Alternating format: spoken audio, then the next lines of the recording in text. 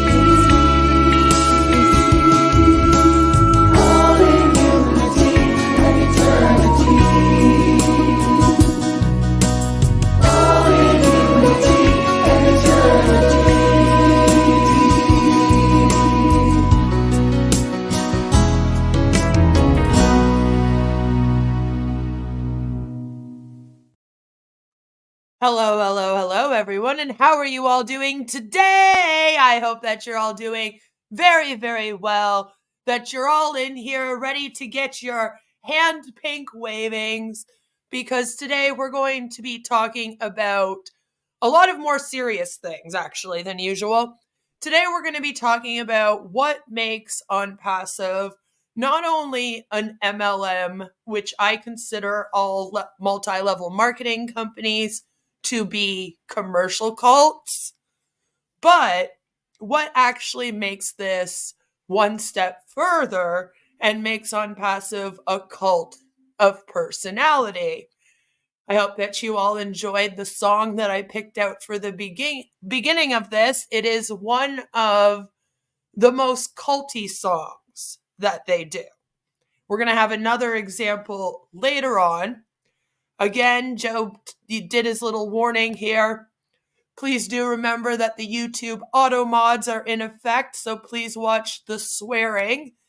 And I hope that all of you guys are enjoying your MLM Mondays. We have Wes here. Albs is here. Brady's lost report card. Good to see you. Ash is a tool. Yes, he is.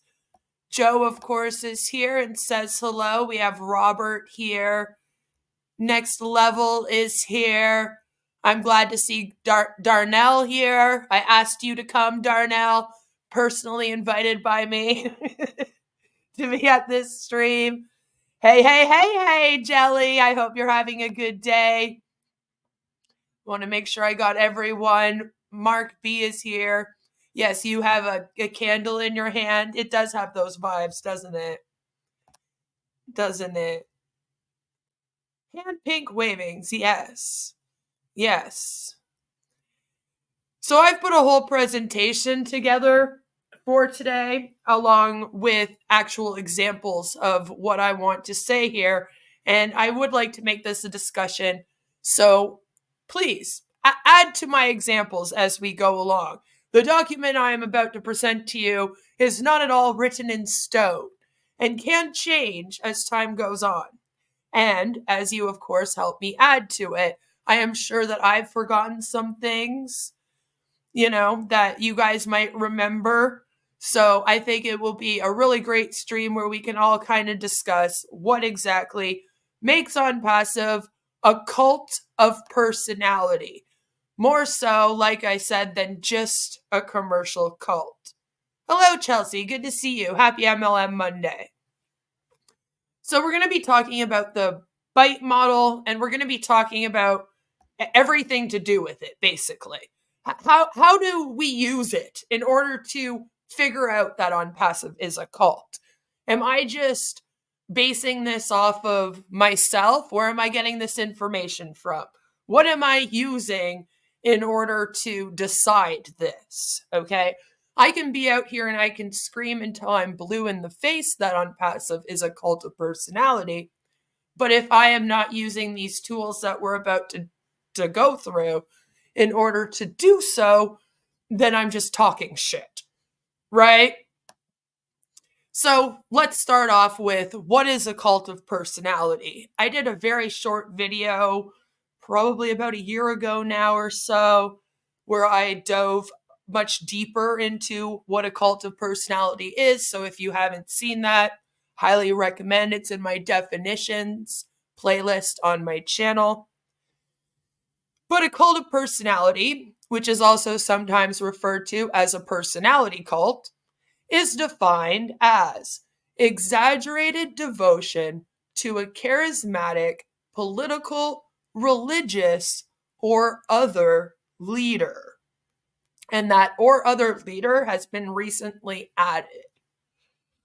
There was a time when it only pertained to political and religious, but we've added in other leader to include people such as Ash, authoritarian figures such as Benito Mussolini of Italy, Vladimir Putin of Russia, I'm sure all of you in the US are very familiar, are often associated with cults of personality, as are totalitarian regimes such as the Soviet Union under Joseph Stalin, Germany under Adolf Hitler. A lot of people believe that the Nazis were actually a full-on cult of personality around Adolf Hitler, and North Korea under Kim Jong-un, which I can never say his name right, so I'm sorry if I mispronounced it. I'm speaking Canadian. Leaders of cults of personality often use imagery and the manipulation of mass media to form an exalted, even superhuman version of their persona in the minds of their followers. So while we're going through this and we're discussing Ash, we're talking about it in terms of how his followers see him, how the O founders and those in ONPASSIVE see him. Their followers accept the leader's persona and authority, which leads to their devotion to the leader and their mission to bring about an imagined future, which you could claim that everything talked about in ONPASSIVE is an imagined future, really. So there are some key characteristics that have to be present in order for something to be constituted as a cult. Okay? A lot of people think that you just go through the bite model and you check off some things, and if it hits off a bunch of the points of the bite model that Stephen Hassan made, then bing, bang, boom, it's a cult, that's it. But there's actually a lot more that goes into it than that. So each cult has its own distinctive focus, but almost all of them, every single one of them, share some of these elements in common. And usually for something to be constituted a cult, the following 4 things have to be present. And all 4. It cannot just be like 1 or 2, 3 of them. It has to really hit all 4. Okay? So the first one is, of course, authoritarian control. Cultism hinges on encouraging maximum dependency. People in the cult must feel incapable of living an individual life outside the norms of the group. These beliefs often go hand in hand with a worshipful attitude toward the group's authoritarian leader. It's like they can't live without him and what he has promised for them, right? Extremist beliefs. Cult members hold to very dogmatic and extreme beliefs. They also are unable to question these belief systems without fear of some form of reprisal or punishment from the leader, other group members, both is often present. The next one is isolation from society. As soon as new members join a cult, other adherents work hard. So this is when other members kind of come into play. And ONPASSIVE, think of the LCs. But they work hard to isolate them from family members and friends. This helps fulfill the mind control aspirations of the leader. And it also creates a hive mind of sorts, a herd mentality, a whole group think, between the new person and the other members.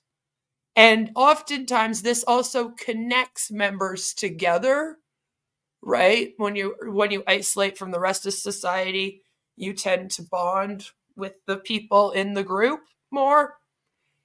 And oftentimes people will feel like they also owe the members their loyalty. As much as they owe their loyalty to the leader of this group, the authoritarian leader, they also feel some sense of responsibility for the other members, right? And the last one is veneration of a single individual. So charismatic leaders are often at the center of most cults. Consider the Manson family of the late 1960s. As their name suggests, they adopted the beliefs of their leader, Charles Manson, and fulfilled his requests. I did a very, very big deep dive into that cult that you could check out. The same pattern repeats in almost all other cults, albeit to less violent ends in many cases. In many cases, but not all. I've covered lots of cults. Doomsday cults are a great example. You can have a doomsday cult of personality. Another common trait of cults is the sexual exploitation of the female followers by the male leader. I understand both Susie and Sherry have raised multiple complaints that this is not happening. Oh yeah, no, don't worry. We're going to get into every single thing. So, where the whole charismatic leader thing came from is actually from sociologist Max Weber. He introduced this concept. So most personality cult researchers agree that it's essential to understanding this type of leadership. According to Max Weber, charisma, is a certain quality of an individual personality under which he is considered extraordinary and treated as endowed with supernatural, superhuman, or at least especially exceptional powers or qualities. And again, this is more how they see the leader, right? Those of us looking on the outside, when we're looking at the leader, of course, we don't see him as charismatic. A lot of us don't understand why people look up to Ash so much, but they feel that he is the most amazing person in the world and that he can just make anything happen, right? And the charismatic authority depends on the individual follower's devotion and trust in this leader. Followers' perception of the leader is crucial to maintaining their legitimacy. Because of this, the media is used to create and promote a larger-than-life image of the leader. And if they're not using mainstream media, maybe they're making their own media, like on YouTube, right? Another feature of the charismatic authority is that it's frequently critical of existing institutions and seeks to bring about some form of change, which could constitute anything from a previous idealized time to revolutionary reform to bringing water to countries that don't have access to clean water to building data centers in areas that don't have access to the internet, to taking over the internet, to fixing all of the generational wealth of every single person that it touches, changing the world with oblasts and the likes. So, devotion to the leader. Do we have that here? I think so. Right? In a cult of personality especially, the leader solidifies and legitimizes his authority through media manipulation and propaganda that causes followers to believe the leader is the only one who can achieve the stated mission. It's only Ash. Okay?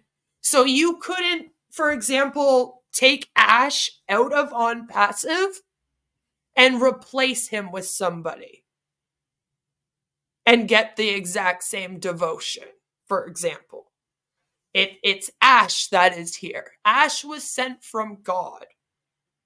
Specifically, he made this statement, right? So he's the one that's going to fix everything. He's the one that's got the means to do this. He's a marketing IT genius, right? However, followers' ongoing belief and devotion to a personality cult isn't sustained by its leader and the mission alone. It's also membership in the group and loyalty to other group members that help maintain their loyalty too. Kind of like we touched a little bit a moment ago, where I said it's also the other group members. Excuse me. So I feel like we have pretty much everything that we need to at least constitute it as a cult, right? Destructive individuals and cults use deception and undue influence to make people dependent and obedient. A group should not be considered a cult merely because of its unorthodox beliefs. Okay? It is typically authoritarian, headed by a person or group of people with near complete control of followers. The charismatic leader, of course, of the cult we're discussing today on Passive is good old Ashraf Ash Mufara. Because he's Ash. And he's your friend. I want to confess something to all of you. You might take it the wrong way, but hear me out until the end. My name is Ash Mufara, and I'm your friend.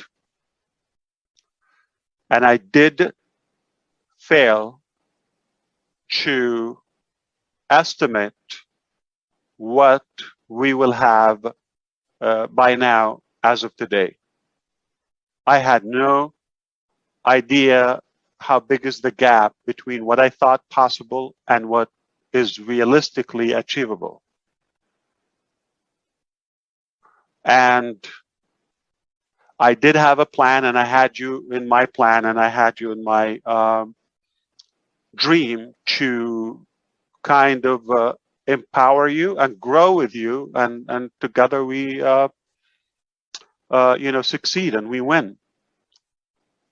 And I failed in the scale of potential that we could achieve by now. And I'm not pranking you. The truth is, I had no realistic idea how far we would be at this moment of our journey. It's far, far, far, far, far, far bigger than I thought. And it's a good thing if you're patient. I did not imagine when things are connecting together now at all levels, and I'm seeing it myself, this is not what I envisioned. It's a million times bigger. It's a million times bigger, and it's unstoppable. What you're just about to discover and realize in these coming short days will probably get you up to speed to where I am now. The way I feel, we're done. And it's based on practicality and reality, not a just wishful fantasy. Did I think we're going to be a million? 1 million in the short period of pre-launch and beta testing? Never, never, never, never. Did I think it will be this quality of founders? Didn't even have a clue. My name is Ash Mufara, and I'm your friend. That's just a little intro, if you're unaware of who Ash is, into his way of thinking and his personality and how he wants people to see him. I have Jelly. You can see it. I have a video of me talking directly to Ash. I want to take a minute to talk about the influence continuum model, because that needs to go alongside the bite model in order for us to figure out how much of a cult this thing is, basically. Hello, Violet. Good to see you. Good to see you. So from the moment we're born, we're constantly being influenced by all kinds of people, ideas, forces, the media, blah, blah, blah. I'm sure you guys could help me list a whole bunch of things that influences us, right? Some of this influence is healthy, and it promotes our ability to grow into independent, fulfilled, authentic adults, right? But other forms of influence instill dependency and obedience, at times even indoctrinating people to harm themselves and others. There's a wide spectrum of healthy and unhealthy influence. Individual experiences vary within the same organization based on how the individual conforms to the norms of the group.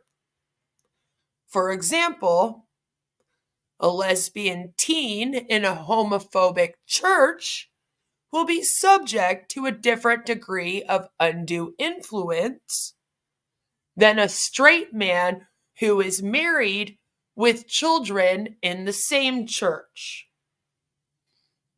Right? Be a different experience completely.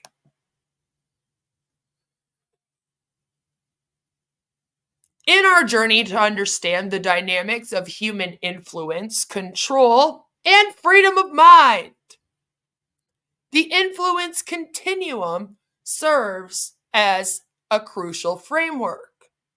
It empowers individuals to navigate the complex spectrum of influence, from healthy persuasion and education to undue coercion and manipulation. It's a given that if more than one person is involved in a decision, like in a group, that influence is at play. Again, not all influence is bad influence. And even within some of these bad groups, that you can get good influence from them depending on who you are. Kind of like what I just said, right?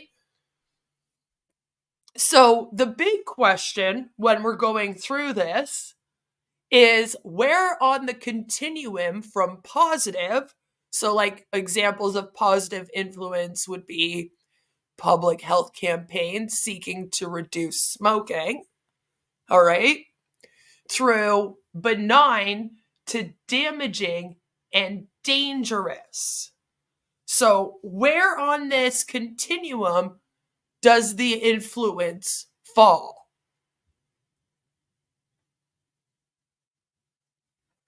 The influence continuum of due influence, ethical, to undue influence, unethical, is what we use in order to do this.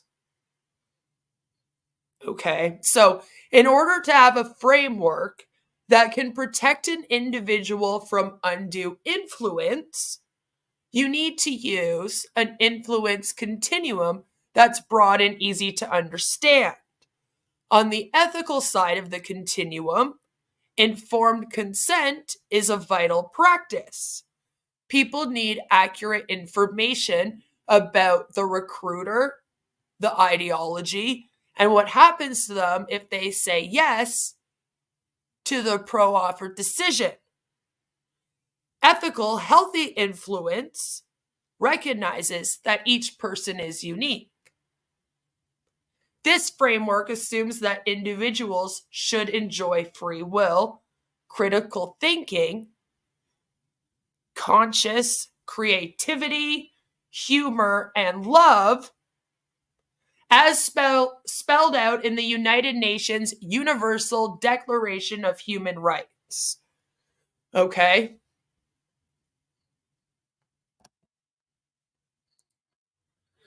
So using these models is a lot like using the model that we give to people when I was in social work and we're trying to figure out where they're sitting on with their mental health.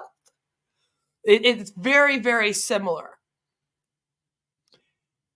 So, using these models, a motivated individual with modest research skills and digital access can verify claims about credentials and the methods and practices of organizations.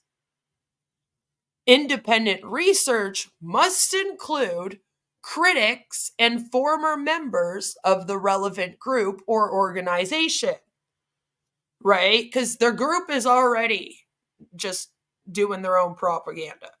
So when you're looking at the group, you are looking at how the group sees the leader and how the group would experience being a member. But you also have to kind of think about it from the point of view of what would the critics also say, and what would the former members, like people who left, what would they be saying? Lastly, researchers need to hold their own belief and value systems while learning about other ideological systems. So, for example, I'm atheist, and often on my channel I talk about faith manipulation, okay?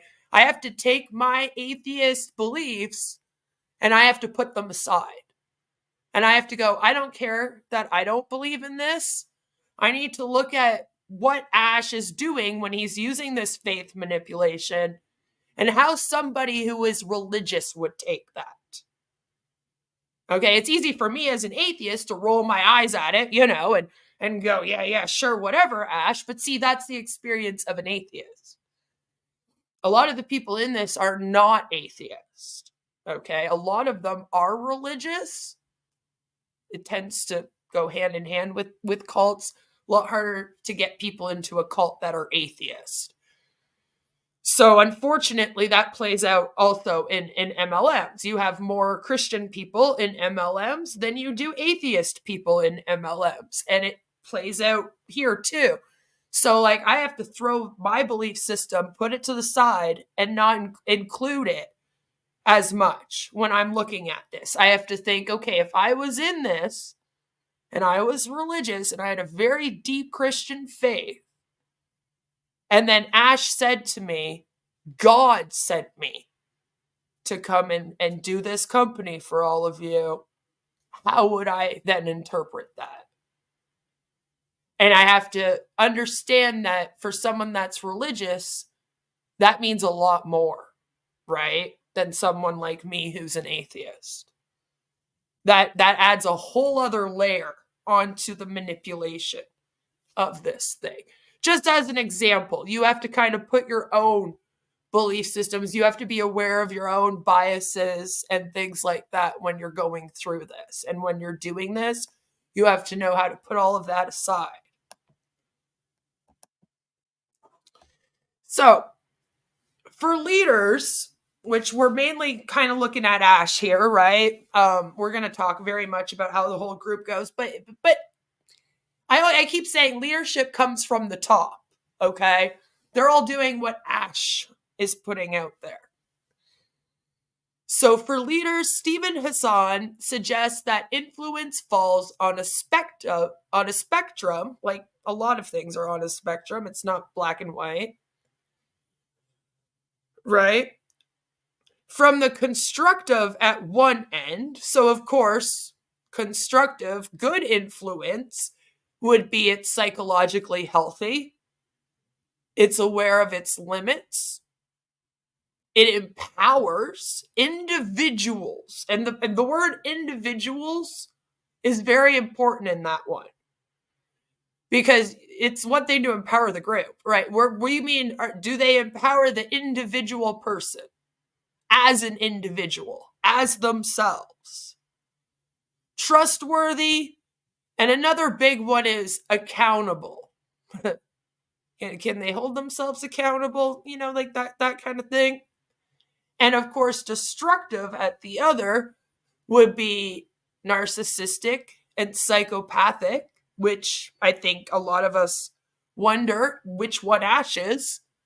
Elitist and grandiose, might argue, saying that you were sent from heaven by God to change the world with your MLM, could be seen as grandiose.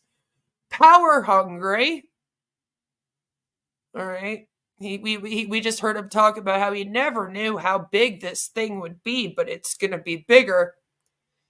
Secretive, deceptive. And does this leader claim absolute authority here? Again, the authoritarian, charismatic leader that we have. This here is the continuum. So see, on the left side, we have constructive and healthy. And on the right side, we have destructive and unhealthy. And you can kind of pinpoint on that spectrum where it goes, right? So for individuals, for healthy, it's you get to be your authentic self. Okay, you can have unconditional love, compassion, conscious, creativity and humor, and you get your free will with your critical thinking. Right? And destructive unhealthy is a false cult identity. Conditional love, with love in quotations, of course.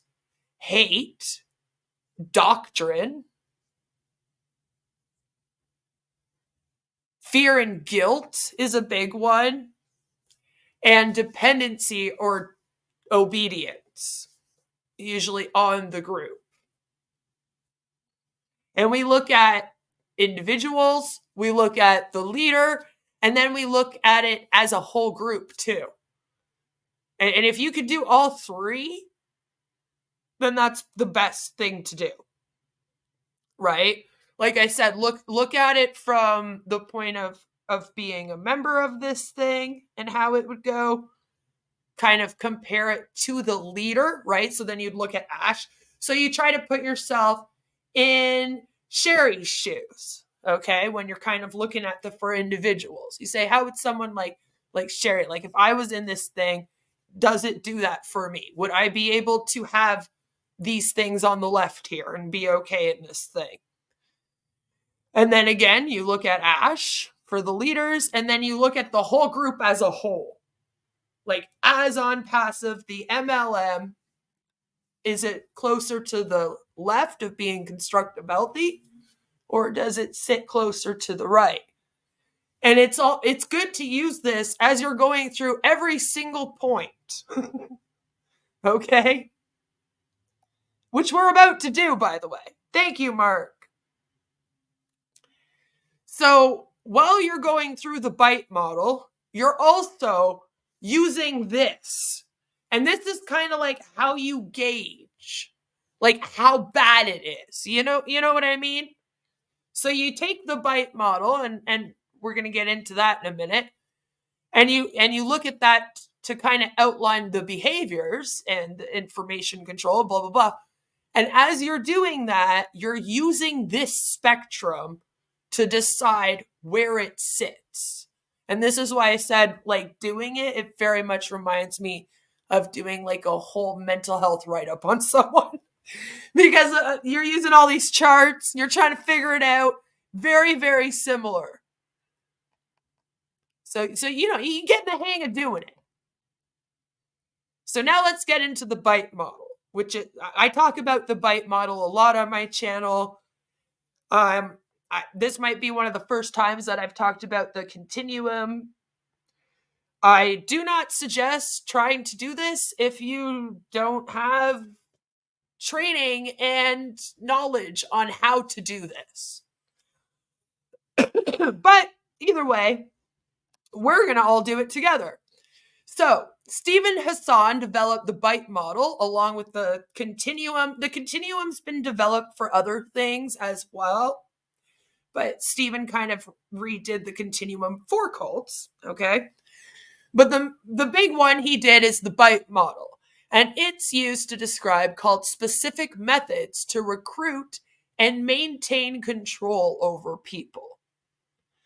BITE is an acronym, and it stands for behavior, information, thought, And the last one, the E, is emotional control.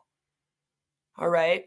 So within the BITE model, there's a series of statements that are included within the 4 control components. All right. So behavior control, information, thought control, emotional control, those are called the 4 control components. This specific model is used to target the methods, again, used to recruit and maintain control. It's very important that we kind of stress the maintain control part. Okay, a lot of you guys are like, I don't understand why people are still here. Like, why are they sticking around? This presentation will tell you why. And I'm trying my best to lay it all out for you.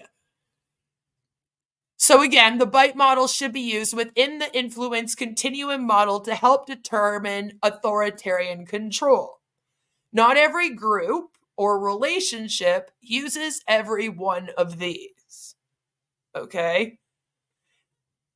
And it's hard to kind of explain how it works. So while we're going through the BITE model and we're going through all the different statements, it's kind of like if it uses most of them, and a lot of them on the continuum are towards the negative influence, then you can say this is definitely a cult and a worrisome one. I'm about to show you why I think that ONPASSIVE is a very worrisome one. So some are universal, such as deception, like information control, indoctrinating people to distrust critics and former members, or installing phobias to make people afraid of questioning or leaving. So let's just get right into it. We're going to go through the entire BITE model, and I've pulled out everything from the BITE model that ONPASSIVE is guilty of. I have some examples, and we're going to discuss. So, of course, first let's talk about behavior control and ONPASSIVE. So the first thing is regulates individuals' physical reality. And I would argue that Ash does try to do this as much as possible with people. It dictates where, how, and with whom the member lives and associates, or it isolates. Again, this scam does isolate people from friends and family, and we're going to discuss the us versus them mentality in future. Yes, it is, Joe. Yes, it is.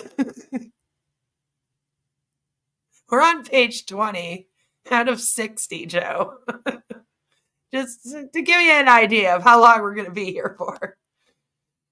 So, manipulation and deprivation of sleep is a big one in cults, especially cults of personality. And I believe that we do see that here. When the webinars especially are done late at night. If you guys remember the 12 a.m. Lynn Oblast planning sessions, they were every single night at midnight, and they lasted for a couple months. I find that oftentimes when corporate webinars are made, they are at the most bizarre times. And I get that people are in different time zones and whatnot, but those things aren't really taken into account here much, are they?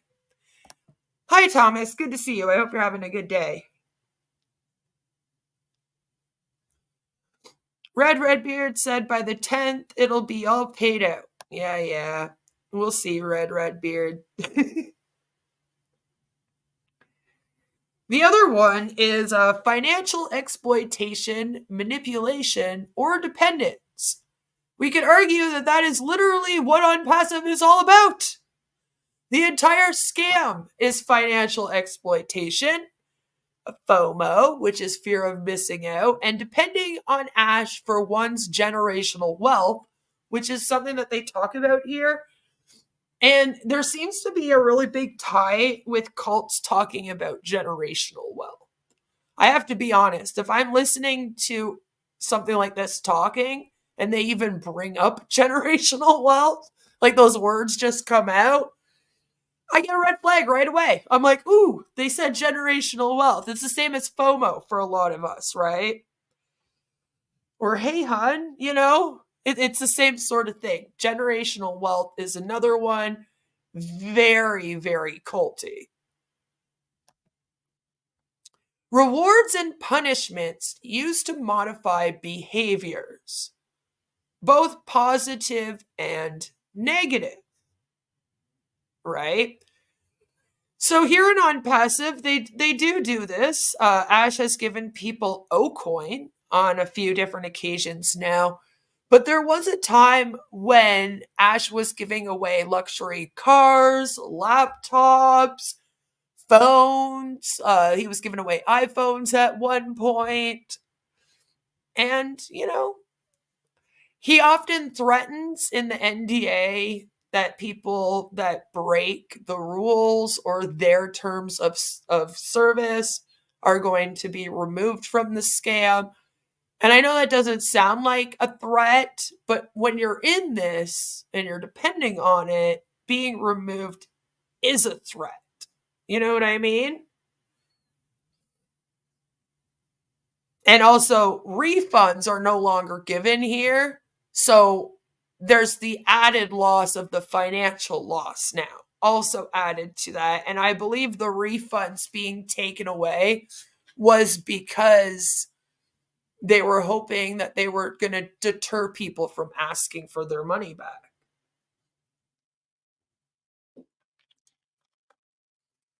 Ash was so full of himself. When he had influxes of people asking for refunds, he just thought in his head, I know, I'll just take away the refunds. Right? Restricting leisure, entertainment, vacation time. And I would argue that that's often restricted in ONPASSIVE due to having to stay plugged in to all of their freaking webinars, right? Joe says, I've tried to figure out what time zone they are targeting. There is no logic behind it. Well, the logic is basically to manipulate your sleep. If you are sleep deprived, okay, you're going to fall in line a lot easier. So I sometimes just think that they do it just for that reason, because there is no other logic. So it's like, why would you choose to have these webinars at midnight? Like, just why? Well, obviously, you're trying to mess with people's sleeping patterns, right? Mark says generational wealth preys on the elderly wanting the best for their kids or grandkids. It does. And it tends to be something that's brought up too. And I've said this before with other cultures, people that prey on other cultures. There's not a lot of people where I'm from that really care about generational wealth. You say that to them, they're like, what? I don't care about that. But honestly, in other cultures, that's like a very big thing that they hold on to, especially in places where their cultures maybe live in generational houses, where there's 4 different generations living under the same roof. You got great grandma, mom, and the kids all in the same roof. So the whole generational wealth thing means like a whole different thing to them, right? It's a lot more. You will miss the friends you made through the webinars. Yep, that will keep you there. A refunder. Hello, Mrs. Bendover. I hope you're having a good day. Greetings, fellow sayers of nay. The whole I quit was a stunt Ash pulled as well. Yep. That's right. It's hard to do anything when you're going to webinars in the morning, in the late morning, the early afternoon, again around dinner time. Then you got 2 in the evening, maybe 1 at midnight, And the other one is major time spent with group indoctrination and rituals and or self-indoctrination, including the internet, which is newly included, which made me very happy. And a lot of people say, well, how does somebody join a cult when it's on the internet and they're in their own house? They're not living on some compound somewhere. What do you mean they're in a cult? You just turn off your damn fucking internet and then you go on with your life. There's a lot more to it than that. A lot more to it than that. But again, the constant webinars falls into that one too. What do they do on the webinars? A lot of them turn into just hangout sessions, right? We're just hanging out as a group now. That's what it turns into. And a lot of us, we go, why do they keep going live without having anything to say, any real updates to give, right? Why do they keep doing that? Part of it is because they've trained themselves to do it. They've self-indoctrinated themselves. I swear to God, Marty thinks he needs to go live every single day. It's an obligation. He has to. If he doesn't do it, he ends up feeling like he needs to almost apologize for not being there. Right? Where if I don't feel like streaming, I'll just move the stream and let you guys know. And you guys will be like, cool, Queen, we'll see you when we see you. Right? He's scared of what will happen if for whatever reason he doesn't go live. And it's because he's not only self-indoctrinated himself into thinking he has to all the time, but he's also kind of we got to keep the group on their toes. We got to keep them plugged in. This whole got to stay plugged in is a big thing over there. It's a big manipulation tactic. And the other one is that permission is required for major decisions. And I've included that one in this because I wanted to point out that this thing is under such authoritarian control under Ash that nobody else makes major decisions here. Not even the LCs. I know you would think that Chris and Marty and Red might have something to do with this. But no, everything is Ash here. He makes all the major decisions, right? He might tell them some extra information. We're going to get into that. But for the most part, Ash is the one that makes all major decisions of where this thing's going, who it's taken with them, right? And even to the point that Ash controls the money here, right? He's created his own money system to even control that. So that's interesting. So it's not that there's permission required, it's that they're not even being made by anybody else but him. In that sense, it almost beats other cults that delegate a bit more.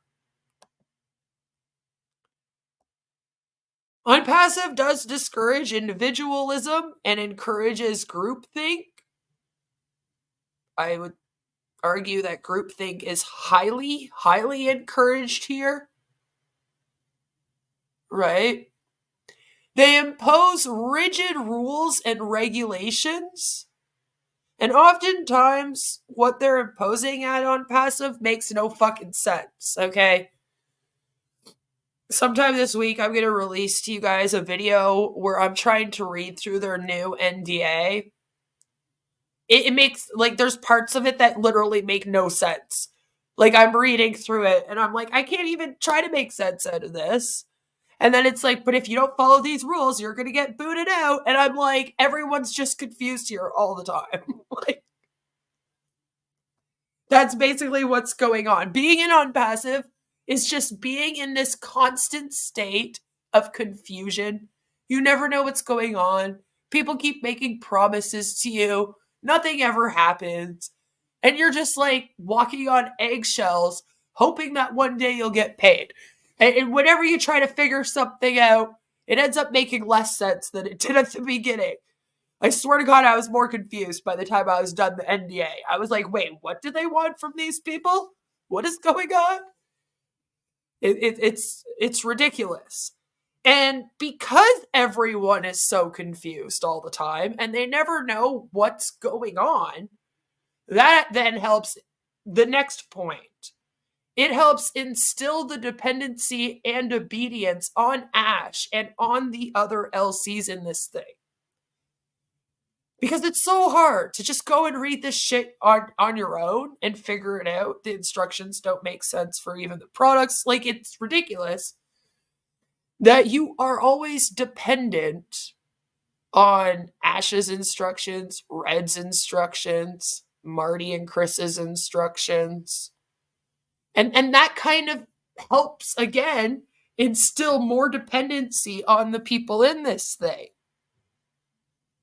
You see how it kind of like feeds itself? It's like a monster that's feeding itself the whole time.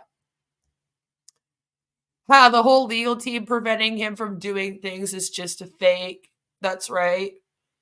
Otherwise, I keep saying if he had a real legal team, I feel like they would tell him to just shut it down.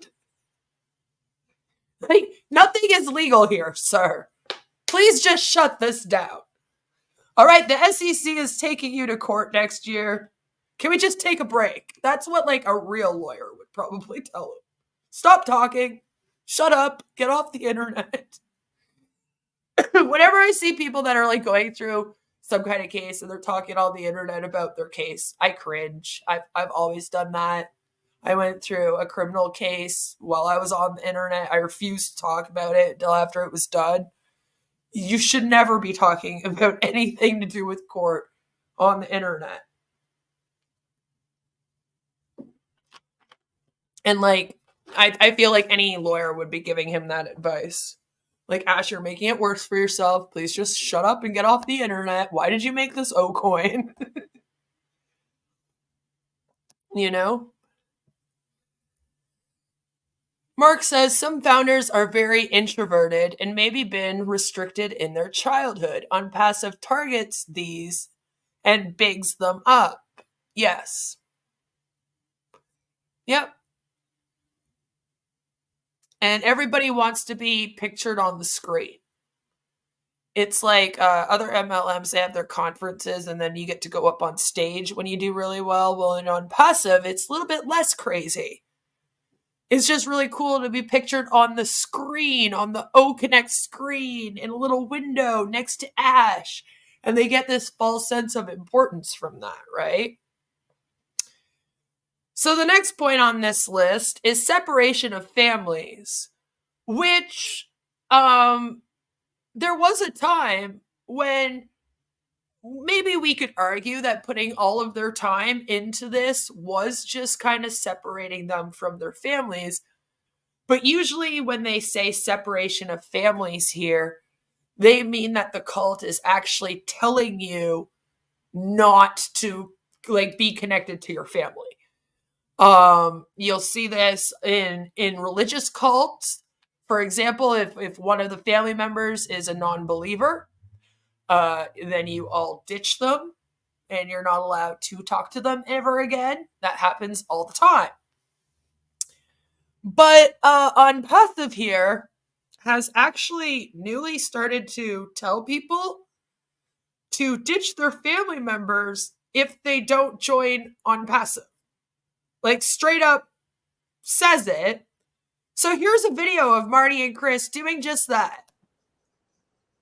You can tell where somebody's going by the people they surround themselves with. It's a fact. If you're surrounding yourself with the glass is always half empty, some of them are even worse. There's nothing in a glass but a desert. Don't believe anything. Don't have any hope. This is life. Doomsday. The sky is falling. Get rid of them. Get rid of them. And guess what? even if it's family. You can love them, but don't hang with them. It's not good for you. And I'm going to give you a reason. One of the reasons I'm passive is the opposite. We are surrounded by the best of the best. Besides Chris Johnson, there's thousands and thousands of people that I see every week. I would give them the keys to my home. And it's really nice hanging with people that believe in dreams and life could be better. And on top of that, our CEO has built a company from conception with heart.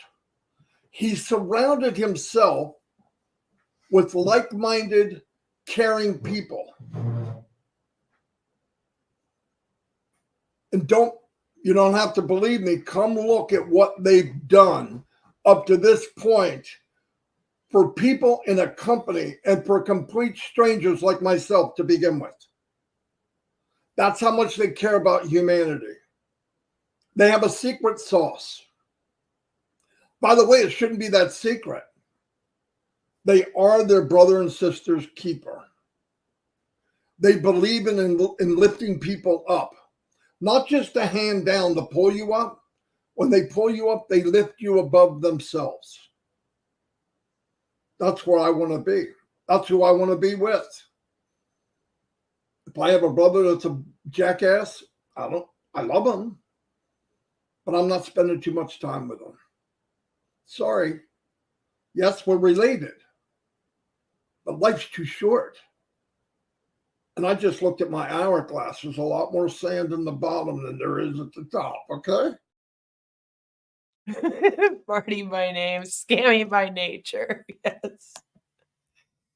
So what's interesting about that clip, which I've gotten all of my clips for this from Scam Passive and from ONPASSIVE reviews, so please go and check them out if you haven't. Several of them came from them.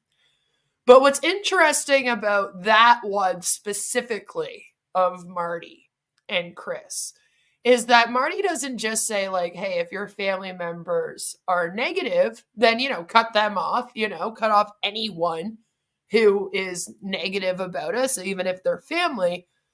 But he almost goes on to then replace them with ash. So not only does he say, oh, hey, cut those people out of your life, fuck them, but he turns around and says, and ash is so amazing, and then goes on this rant right after, right? Where he kind of lists off a few of the reasons why ash and being a part of this thing with ash is so much more important than having a tie to your family. And I'm like, no. Say it once. I've said it 10 times. I've said it 50 times. And I'm going to say it again. If anyone ever tells you to turn your back on your family or your friends to be a part of something, that's your cue to get the fuck out. Okay, that's your cue to leave.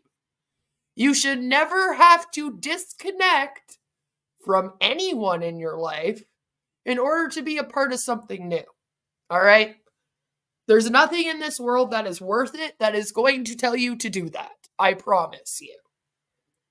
So the second anything does that, just go. Be like, ah, shit, I joined a cult. And then just leave. Okay? Just go.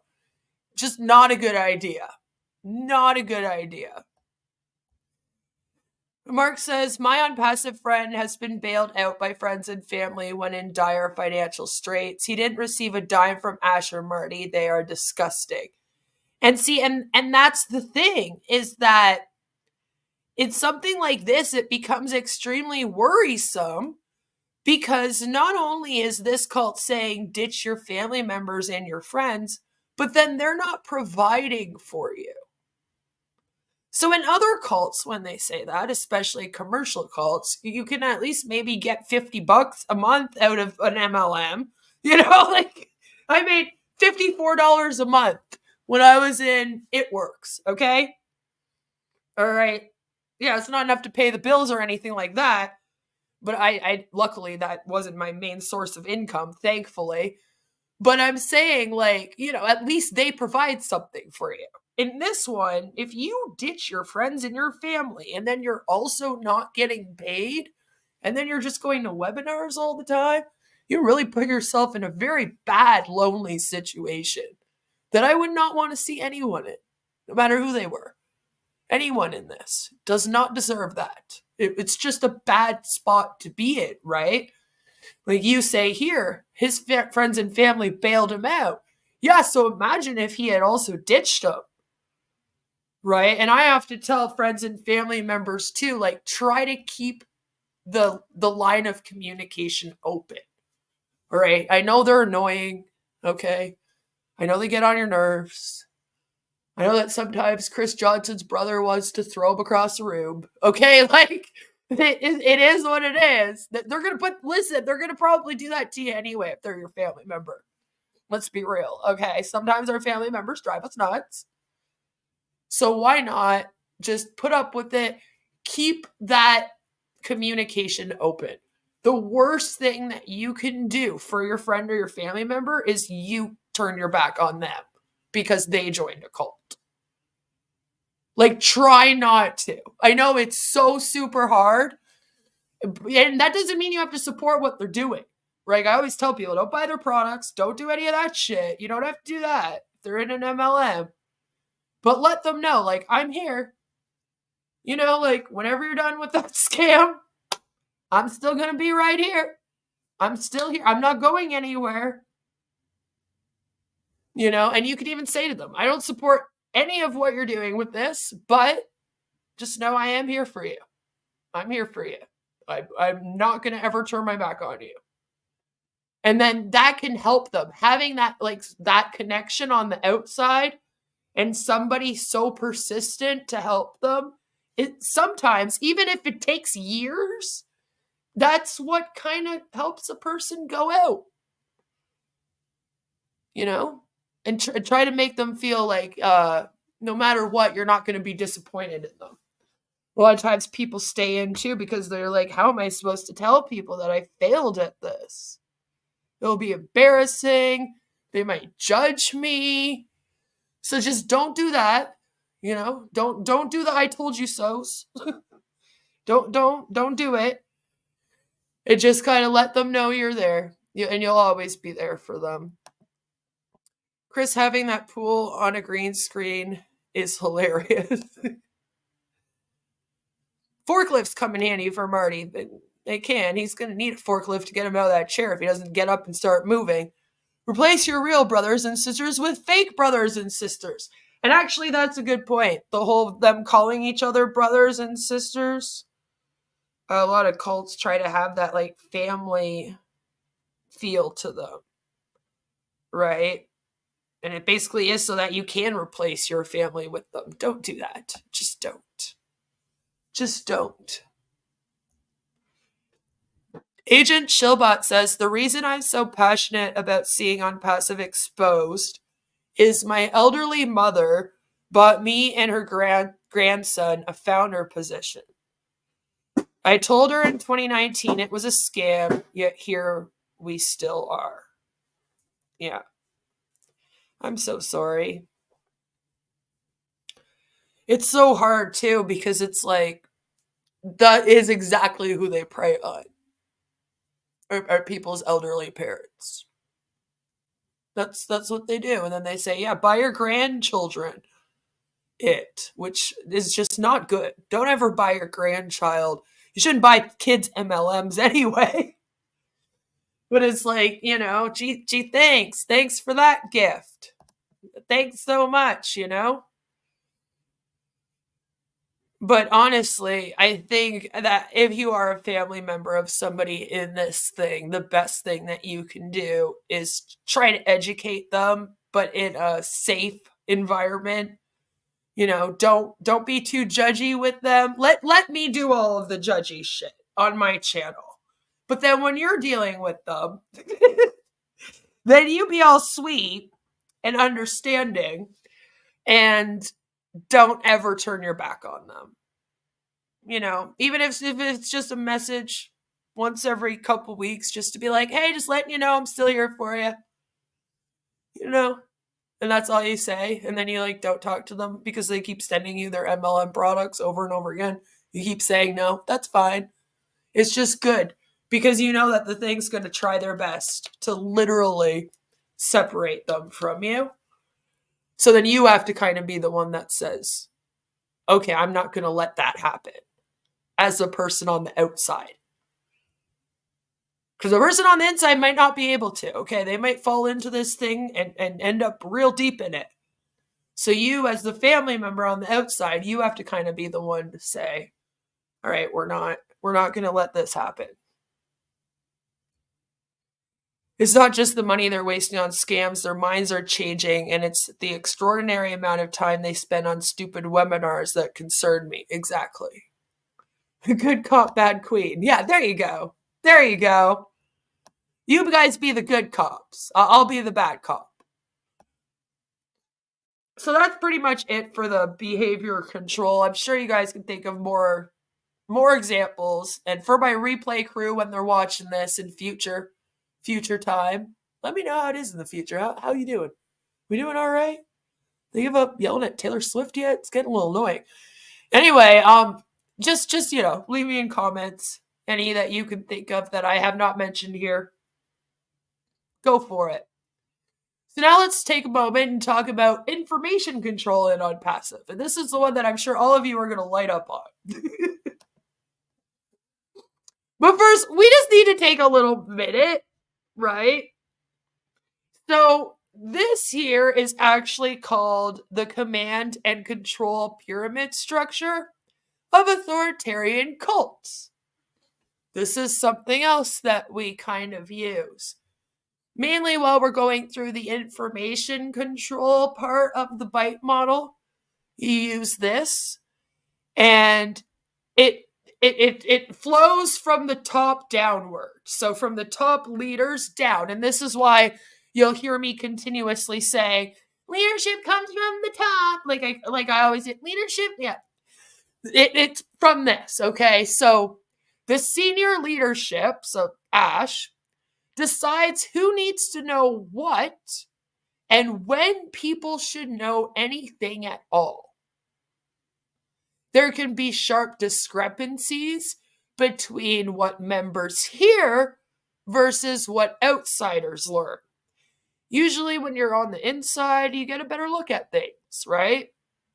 You might know more information. We've talked before on my channel about how if you're in an MLM, sometimes you don't really find out about how it's a scam until you work your way up. And then when you have a big team and you think you're doing amazing, then all of a sudden they drop it on you that this whole thing's a big scam. But don't worry, you're doing great, sis. And next week, maybe you'll be able to come out on stage, you know?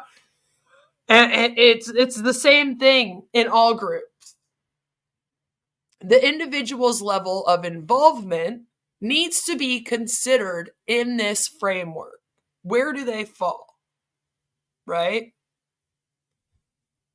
Individuals experience the unduly influencing organization at very different levels of involvement.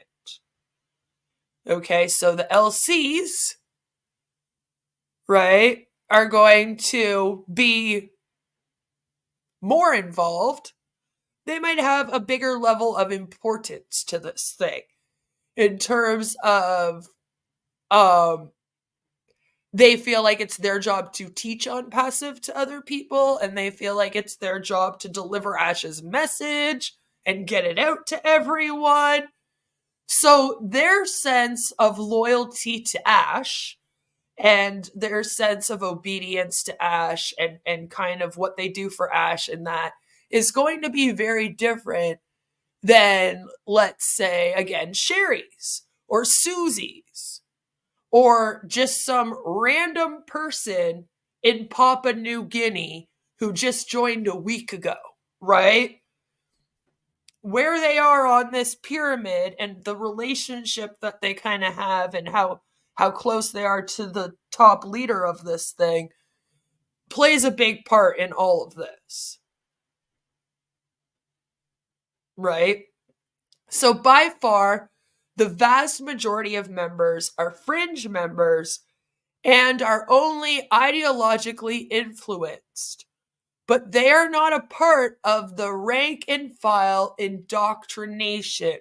And in this, you can see that in terms of the O founders who have paid for O Connect, and they're apparently supposed to have their traffic allocating right now, versus the O founders who are maybe in this thing and they show up for all of the webinars, but maybe they haven't yet paid for O Connect.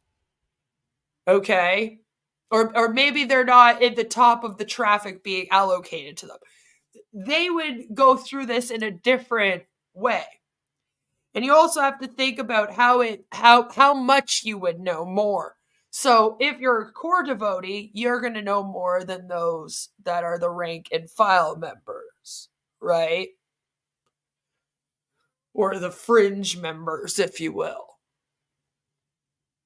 And again, in this thing, it flows from the top to the bottom.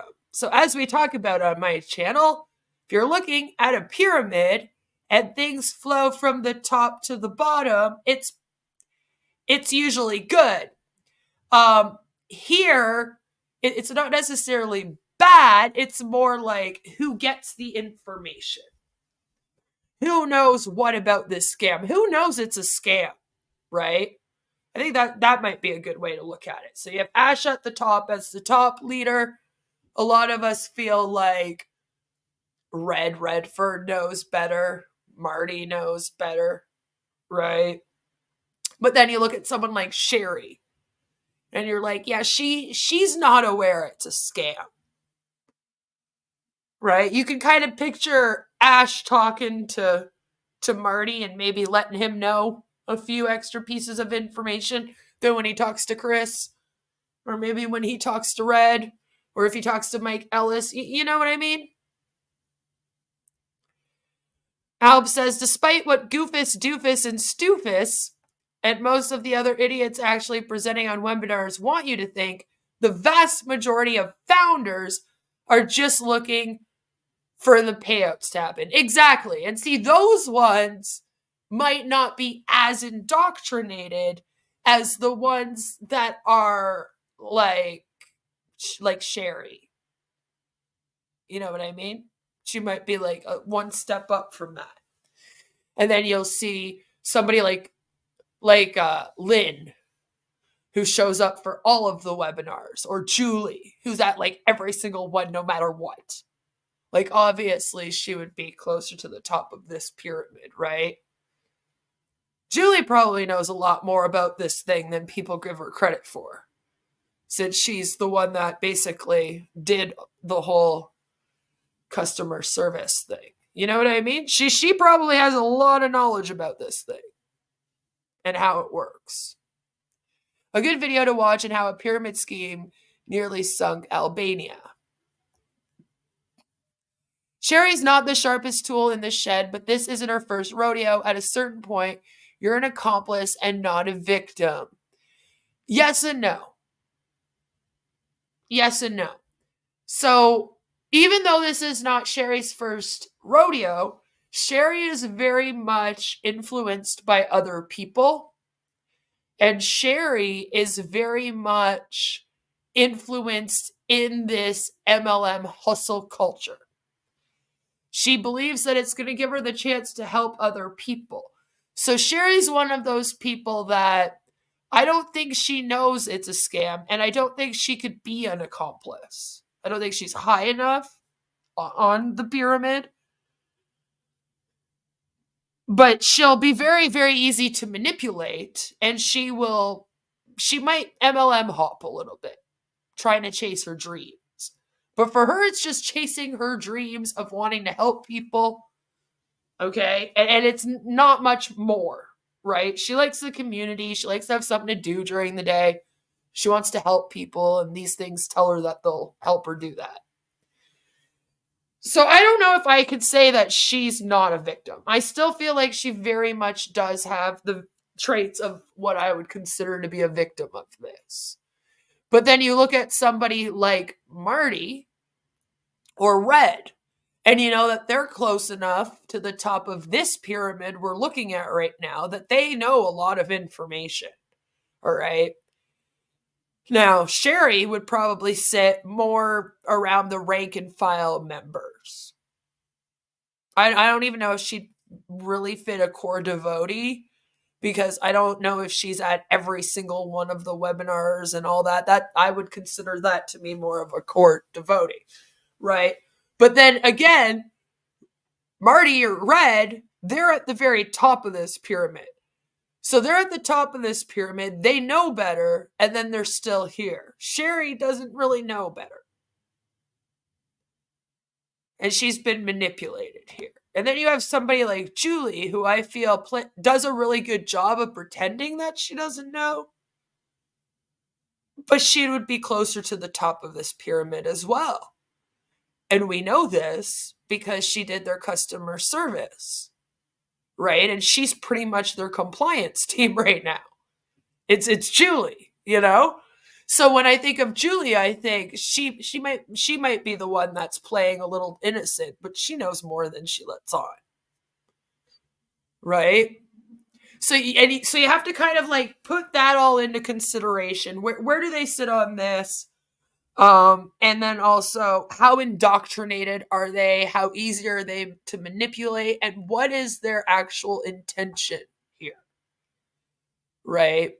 And oftentimes, the people whose intentions are less money related tend to be lower on this and more of a victim, in my experience. The ones that are all about getting the money, sometimes they're a little bit higher up. And I don't think that she cares about money either. You've got to consider a lot of stuff when you're looking at somebody and where they kind of fall in this. And do they know better, or are they just fully indoctrinated into this thing and they don't know any better and they're just kind of being taken along for the ride? You know? That kind of thing. So let's take a minute and talk about the deception. All right? And they break it down for us a little bit here. So, do they deliberately withhold information? Yeah, I would say that Ash does that often. And Marty and Chris often flex that they have extra information that they can't share. And I feel like they use that as a weird manipulation tactic to make them seem closer to Ash, more important in ONPASSIVE than they are. They don't have any decision-making skills above the lowest founder in this thing. Okay, they're all on the same level. Legit. All on the same level. Okay, so, but the way that they go about it, they try to make it sound like they have some kind of decision-making power here that they don't. But Ash might tell them some more information. Like I said, they might be a little closer up to the top of this one, this pyramid here. But them using that is also them deliberately withholding information and going, he, we know stuff that we can't tell you. And it's weird. It's weird when they do this. Today, Red warned people were using Omail to send emails to each other on different opportunities, and that's not allowed. Isn't that a red flag? Imagine if Gmail said that. Imagine if you're told to join a company that will help you run your business, and then you are told, do not share your business opportunity in the company that's marketing your business opportunity and helping you spread the word of your business opportunity. Yeah, no, that's basically what's happening there. So yeah, that makes no sense, right? You know? That's the sort of benefit of the doubt it's natural to want to give to everyone who isn't flat out slimy, like Mike Ellis, Marty, Michael Williams. But man, after multiple MLMs and years, yeah, again though, she doesn't fit like on the pyramid enough. And again, her intentions aren't the same.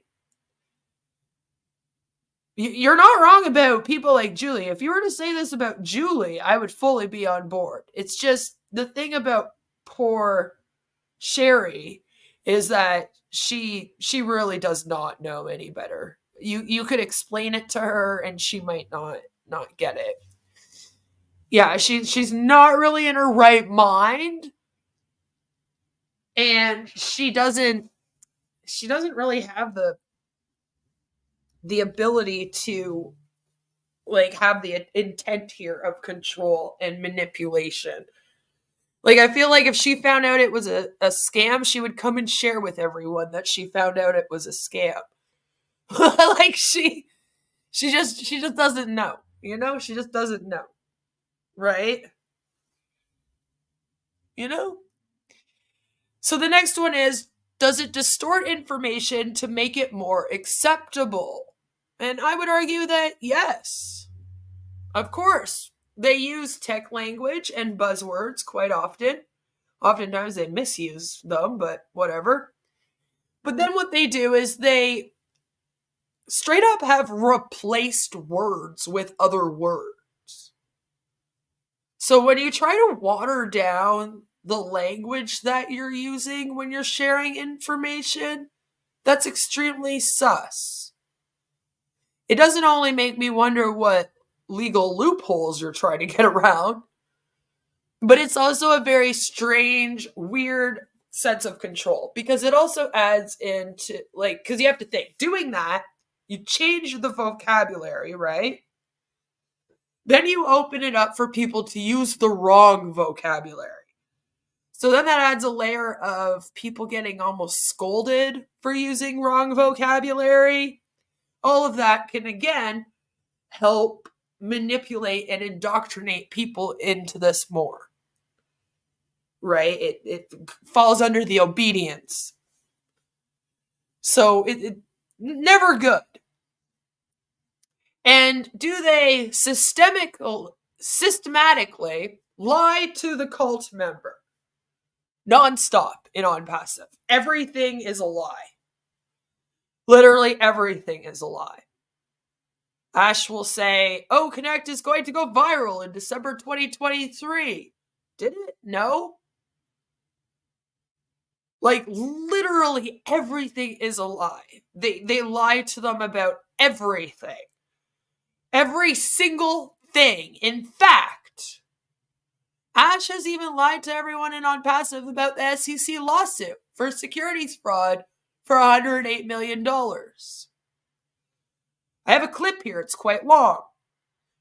But I want you to listen to how Ash is discussing this with the O founders and how he tries to minimize what's happening with the SEC and what that all means for he and ONPASSIVE. It's very important that you hear this right now. And really try to pinpoint the way that he's very careful about the language that he uses. And like I said, the minimalizing that he does. Narcs really like to minimalize things. And this is a great example. My name is Ash Mufare. I'm coming out to you from Orlando right now. And just want to let you know that we at ONPASSIVE are aware of the complaint filed by the SEC, Security of Exchange Commissions, against the company, myself, and my wife. Yeah, that came out. Have to tell you the truth. We are disappointed by the SEC's behavior, and that they have decided to file this complaint while we had, full compliance and cooperation productively with them over the years. Literally for years, we've been always transparent and supportive. We understood their curiosity and their reasons to investigate, and we've been all along open, and we were working under the sun. We understand some people are probably, they're uncomfortable with the ONPASSIVE change in the game. They're not used to such a clean, pure thing. So they're doing everything they could, and they have been. I just want you to understand, this is not a new thing. They have been doing everything in their power to undermine ONPASSIVE or diminish it or the reputation of Ash Mufareh and all of that. I just want you to know that this is not going to change the facts. Okay, it's all pointless allegations. We strongly disagree with the allegations in all, and they've contained, you know, just some ridiculous points, and I personally look forward to our day in court. That's been said, I just want to value all the great loyal leaders and customers and followers and founding members over the years, their support, and we want you to know that we are fully committed, and we remain committed and truthful to you, and to the fact that ONPASSIVE is the future of the internet. That's not going to change. That's been said. We had to bring this up. It is not going to change the fact that ONPASSIVE is producing and had produced some of the finest technologies. That was our promise in 2018. And we will only bring you the finest technologies, the finest products and services that finally we are witnessing a new transparent, clean company to serve the public. ONPASSIVE has taken a great role in that.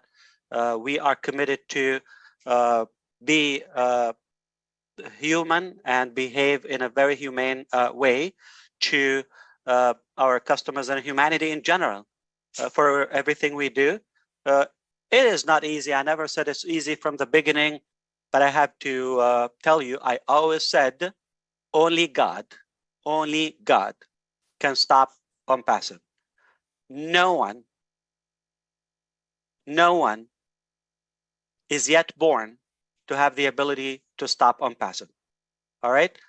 Only God. And no man and no woman are born yet to stop ONPASSIVE, because it is for the people, it is because of people, and it's the only good hope that we have. On the other side, most of people are just in it for their pockets or some fame or lame popularity at any cost. I don't care about that. I'm going to remain loyal and bold. I'm going to do it or die. We're just about to roll out life-changing products. That is not going to change. And we are not going to get into the nonsense and the disappointing allegations and very, you know, I would say pathetic. Sorry to say that word, but that's not going to change the fact. We've been working under the sun. Not 3 people, not 3,000, not 300 people, millions of people know who we are, what we do, and we're not ashamed of it. We are so proud of what we do, and we will continue doing it. We're not slowing down. Business is as usual. You probably see something because it's now turning under the light. To you, probably something new. Just want you to relax, because to us, this has been going on, and other things and other people, that is a part of the game. When you're someone, when you're going against the flow, when you're really doing something clean, it's going to shake up all the corruption. And I would say again, ONPASSIVE is the only correction to the corruption. I'm told not to give so much details on that. Why? Because we have an amazing legal team. Couldn't ask for a better team. So strong, so powerful, experienced, and they're so passionate about defending you, defending ONPASSIVE, and they will settle this one way or another, and we will continue our vision, our dreams. That's not going to be changed. My request to you, not to be bothered. That is a part of our process.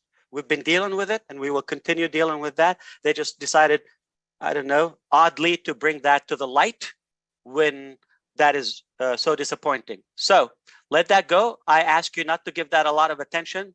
Not specifically what happened today, but most people who are against ONPASSIVE for a reason or some reasons. Some of the reasons is because ONPASSIVE is exposing them, whether they're businesses or companies. Some of them are former founders or founding members. They misbehave, we let them go.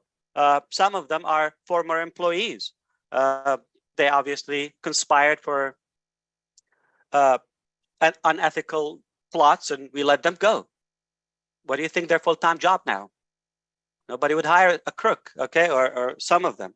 So we remain committed to our ethics, and we are truthful to the followers and to the users.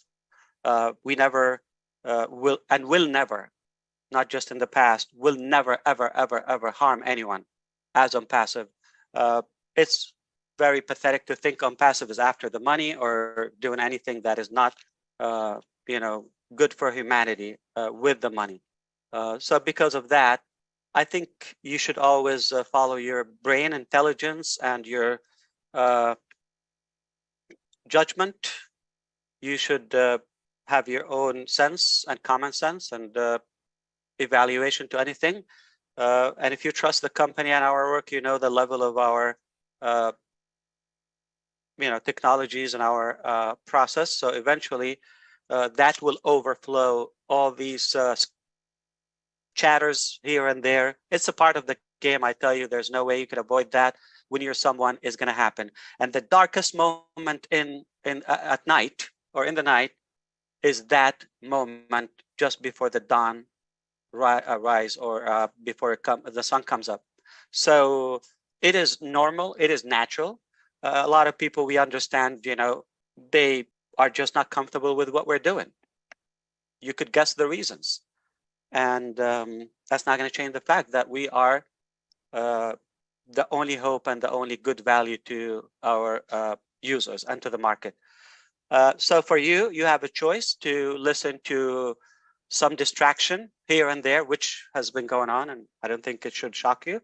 Or you have a choice to follow your logic, your common sense, your heart, and what makes sense, and who is really working hard for you, not for their pocket, or to manipulate you in your opinion and get your publicity.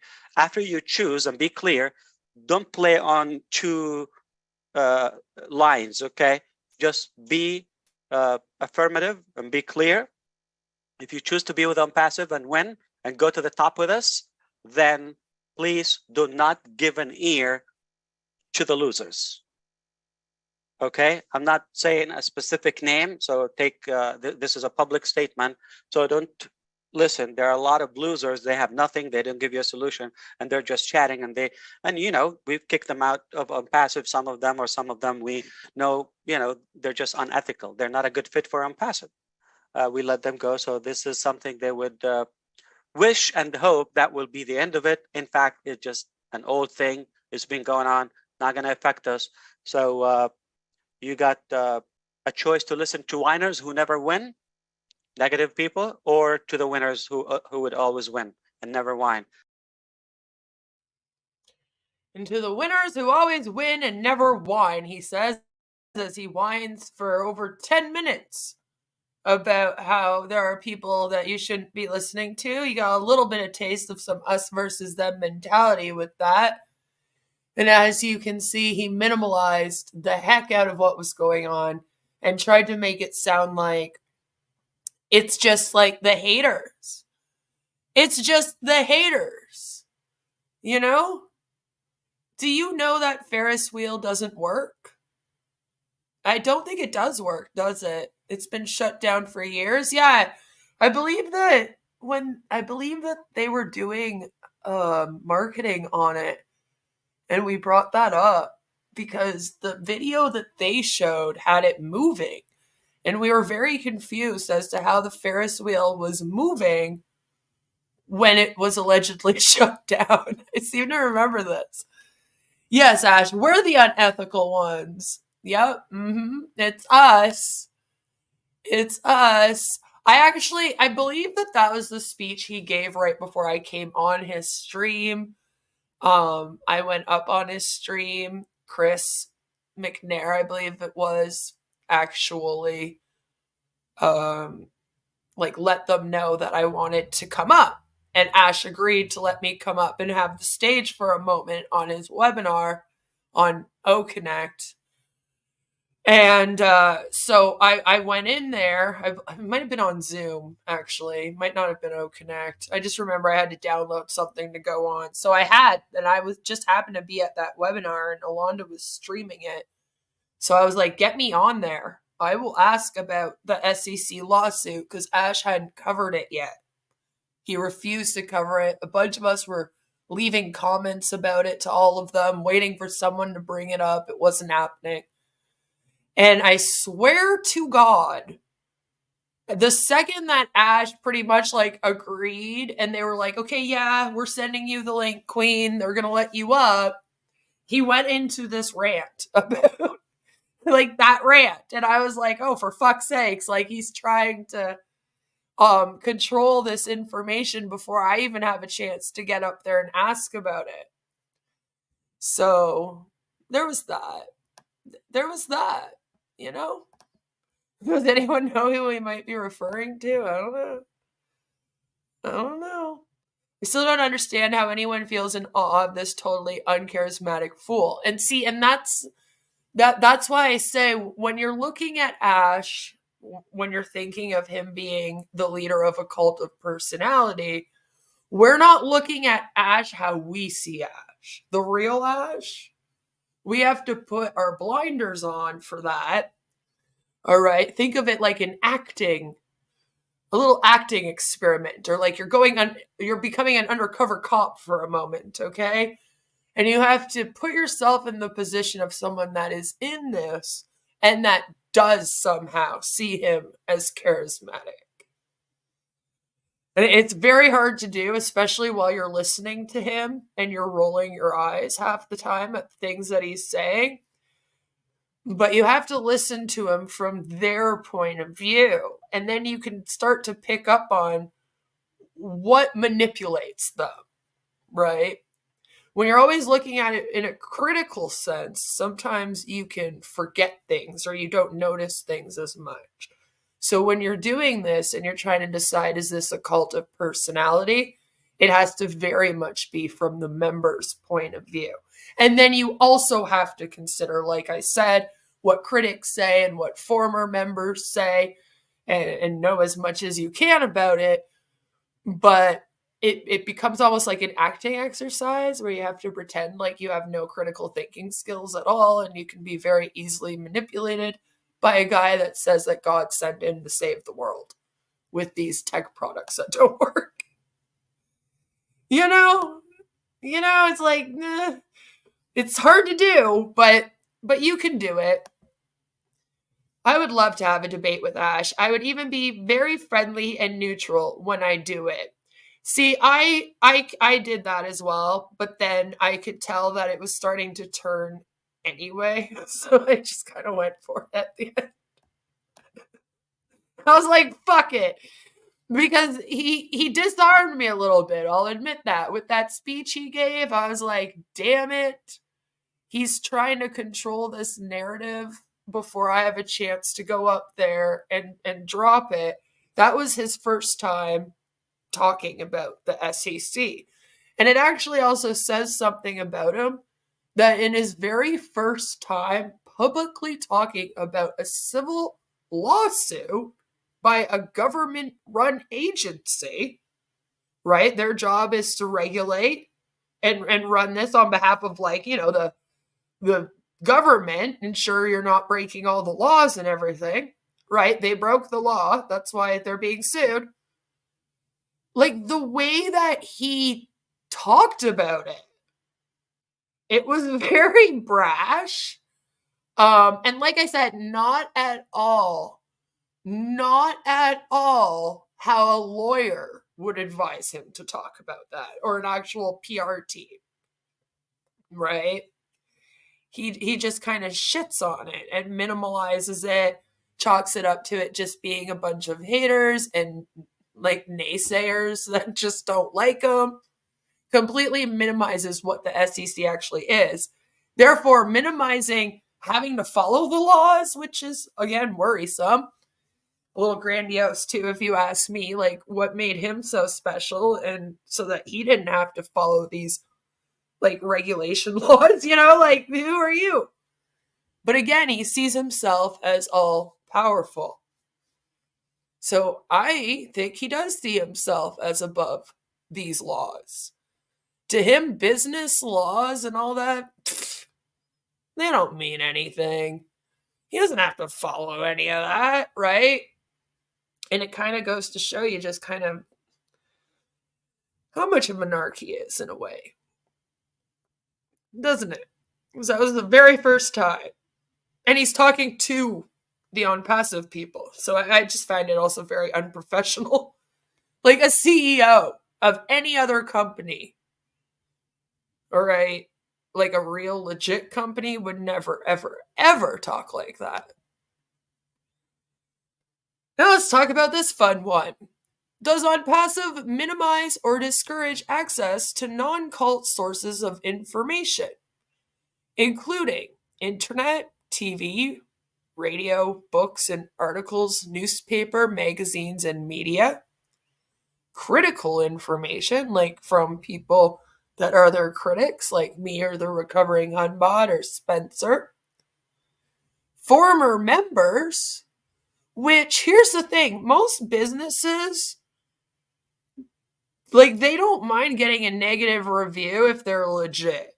Because to them, it's not about getting a negative review. It's a learning experience on how to make that experience better for a customer. Right? It's all about customer experience, really. So I'm just saying, if they don't want to hear from their former members because they don't want to learn and grow and see like what the problem was and what got those people to leave, that's a red flag. Does it keep members busy so they don't have the time to think and investigate? Like with constant webinars all day long, right? And does it control through your cell phone with texting, calls, or internet tracking? Now, we can argue that internet tracking, they definitely are going to be doing. That's one of the big things that they're going to be doing over here. I mean, they have a tracker, right? And they're saying that they're going to help track internet access. They're going to bring you traffic and all this stuff. That involves a lot of internet tracking. I mean, they're saying they're doing it because they care about growing your business, but someone in the comment section just brought up how they don't actually like it when you're promoting your business. So is it for that reason? Is it to just track the traffic coming? And like how many clicks your website link is getting? Is it? I don't know. You could argue that maybe it's not. The rest of this, I know that they haven't made it into mainstream media besides a few lovely, lovely news articles that I love reading about the SEC lawsuit, because they did make it into some mainstream media for that. That's the only time.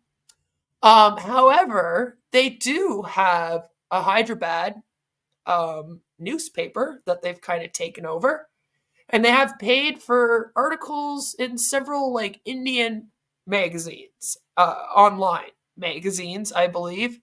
I don't think you can get like a copy of it. But there's a lot of online articles written about ONPASSIVE, and the way that it talks about ONPASSIVE is like it's the best thing in the world.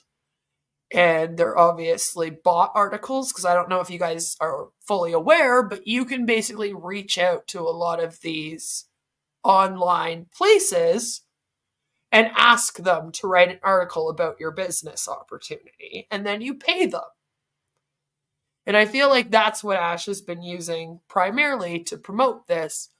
Apart from, they make their own sources of information, right? So they have their website. Several of the O founders here have their own personal websites that then link back to ONPASSIVE, you know? Mark says, the online ONPASSIVE articles are paid for. It's standard practice. Yes.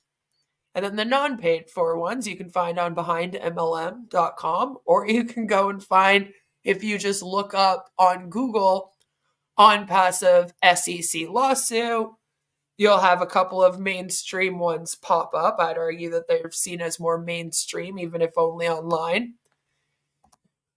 And then they make their own. They do their own propaganda, right? And that's where you're supposed to get your sources of information, from the website, from them themselves, their videos that they make on all of their channels, the corporate webinars. And they have a media area on their website to ensure that you only go there to find your information and find them on the media, in which, again, it's all paid for articles that are positive about their marketing and positive about Ash and what he's going to do in tech in future. They're fun to read. We've read through a few of them. I'm sure if you go into my ONPASSIVE playlist here on my channel, you can find a stream or two where we read through the articles. They can be quite fun. I'm not going to bore you and read you them today, though. Does it compartmentalize information into outsider versus insider doctrines? Is there an us versus them mentality here?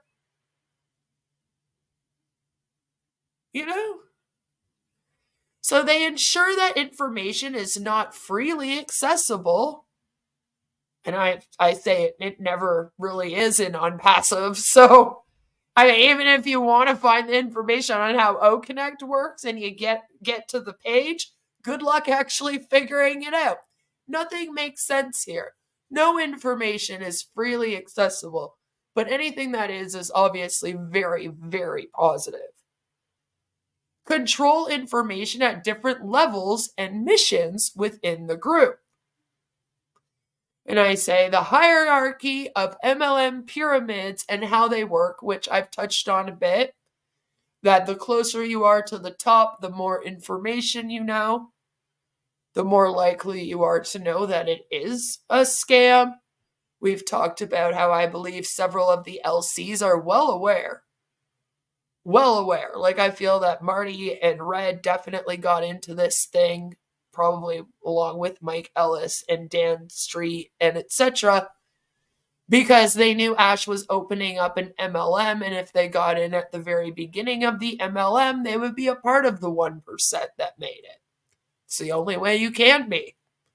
Spoiler! You fail at MLMs unless you're one of the first to sign up. And people realize that. So, you know, you can argue that the closer you are to Ash, the more information you will know.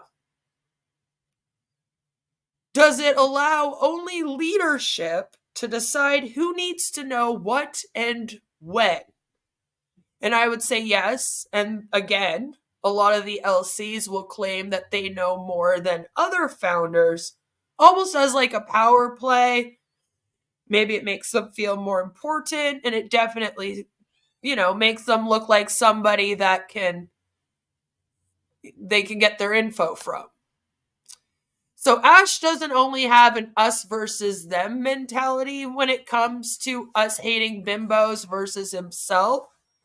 He also has an us versus them mentality when it comes to other MLM companies and even hard-working jobs. Good product is going to happen to your life? Not much. They make a product, they put a good price on it, they sell it to you. You know what you mean to them? How much they care about you?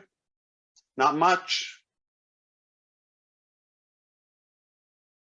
Care about their pocket, their wallet, their bank account, their fame, and so on. So here's what I want to share with you tonight. All this has been the norm for ages and for decades, for centuries, until this company called ONPASSIVE came that changed the dynamic. We do care, and we have a major effect in your life. If you take us serious as we're taking your life and your future, so much can happen to you. But if you don't take any action, what's going to happen to you? And he goes on to say that you'll get left behind. So it's even with other MLM companies. They're the best MLM company of all the MLM companies. Hello, Sherry. Nice to see you. Another big one in all of this is, does ONPASSIVE encourage spying on other members? Does it impose a buddy system to monitor and control the members? Now, here's the thing. An MLM doesn't really have a buddy system, but what it does have is you usually have an upline and a downline. And usually the upline monitors and controls the downline to some extent, right? And they want to have that here. But as of right now, it's really like Ash at the top with the LCs and then everyone else under them, if you will. Okay, and then there might be different O-founder groups. Like I said, you have the O-founders that go to all the webinars and they paid for the O-Connect and they're really, really plugged in.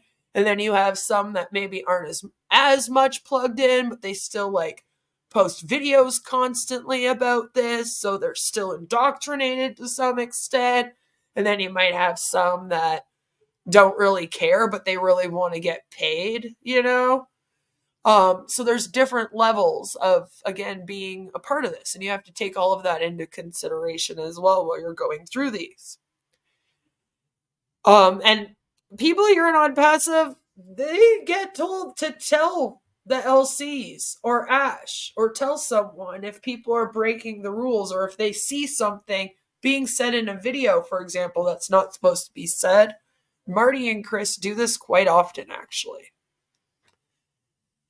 Are you supposed to report deviant thoughts, feelings, and actions to leadership? Again, yes, you're supposed to report them to the LCs or Ash or somebody, right? Skipchan says the compliance group that watched all those bad ONPASSIVE videos that had to be taken down.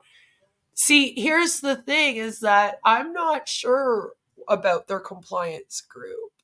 They don't talk about them as much. To me, the compliance group is just the LCs. And then they report stuff. And that's really what happened that day. Right? But they've tried to report me down before. They've tried to report the Recovering Hunbot down before. So they'll report even your videos. The negative ones that they consider negative. Right? And does ONPASSIVE ensure that individual behavior is monitored by the group?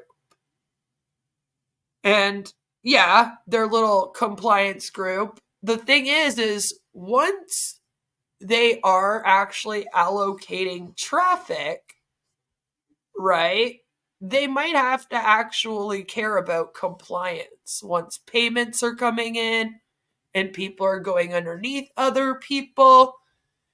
And they do talk about compliance and not breaking rules and how you can get booted if you break the rules. So honestly, it really is only a matter of time before they actually will have some kind of compliance group.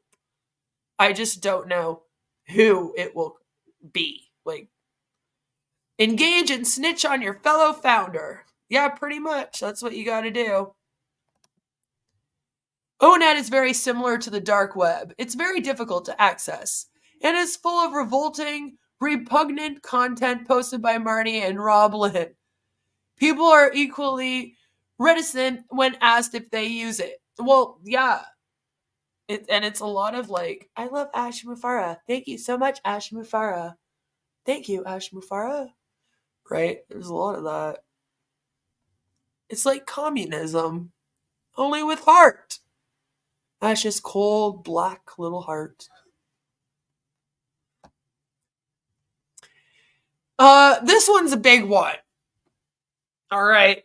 And this is what kind of got all of our attentions, I think, the most here out of ONPASSIVE, is does the cult use extensive use of cult generated information and propaganda, including but not limited to newsletters, magazines, journals, audio tapes, videotapes, books, YouTube, movies, and other media.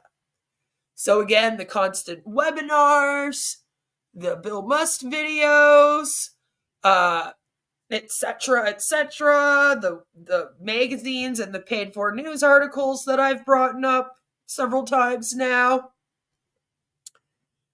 Do they misquote statements or use them out of context from non-cult sources, like the SEC when Ash talked about that and literally took the whole thing out of context, right? Tried to say it was just a little bump in the road. You know, just the haters and the naysayers. Do they have songs? ONPASSIVE is full of songs. Full of them. So, first, I would like to take a moment and discuss the number of videos that founders make in ONPASSIVE just to praise ONPASSIVE and Ash. Okay? And I don't mean they're making them like normal MLMs. Okay? Because when you're in a normal MLM, you're supposed to do videos telling your story on how you got there, why you're there, and then do videos using the products and selling them. All right? That can be included in this if we were talking about a normal MLM. No. This one goes one step further. I'm not joking when I say that they literally make videos just to praise this company and Ash. Here's a whole montage.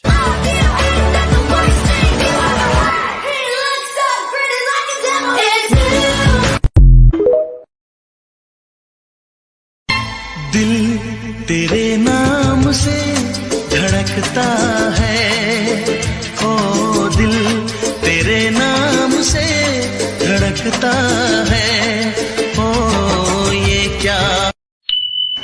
Know more about ONPASSIVE, AI-driven complete business automation solutions. ONPASSIVE is a technology company based in Dubai that develops AI-powered marketing solutions, CRM, international business solutions and similar software. The company was founded by Mr. Ash Mufare, who is the Chief Executive Officer, CEO, and the visionary behind ONPASSIVE's innovative products. Some of the products that ONPASSIVE offers are OMail, a next-generation email platform that uses AI to optimize your email campaigns, deliverability, security, and analytics. ONet, a social networking platform that connects you with like-minded people, communities, and businesses around the world. OTrim, a URL shortening service that makes your links more valuable and easy to remember, with features like custom domains, analytics, and branding. OConnect, a video conferencing and collaboration tool that enables you to communicate with anyone, anywhere, anytime, with high-quality audio and video. OTracker, a web analytics solution that helps you measure and improve your website performance, traffic, conversions, and user behavior. OVerify, a KYC verification solution that uses AI to verify the identity and credentials of your customers, partners, and employees. ONPASSIVE is a great opportunity for anyone who wants to join a global community of entrepreneurs, innovators, and leaders who are passionate about using AI to transform the world. By joining ONPASSIVE, you will get access to the ONPASSIVE ecosystem, a multi-platform hub for business acceleration that provides you with digital solutions on a subscription-based model. You will also get to participate in events, workshops, and webinars hosted by ONPASSIVE and learn from the experts in the field of AI and marketing. If you are interested in joining ONPASSIVE, You can register here for free. You will need to create an OMail account, which is your gateway to the ONPASSIVE ecosystem. Once you register, you will receive an email confirmation with more details on how to get started.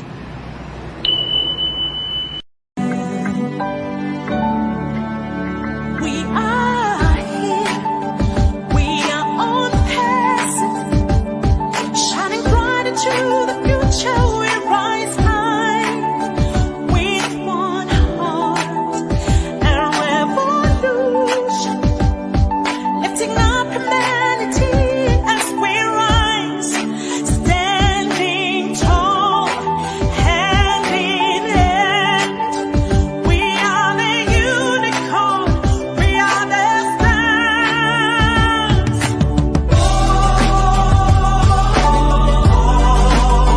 In it to win it. In it to win it.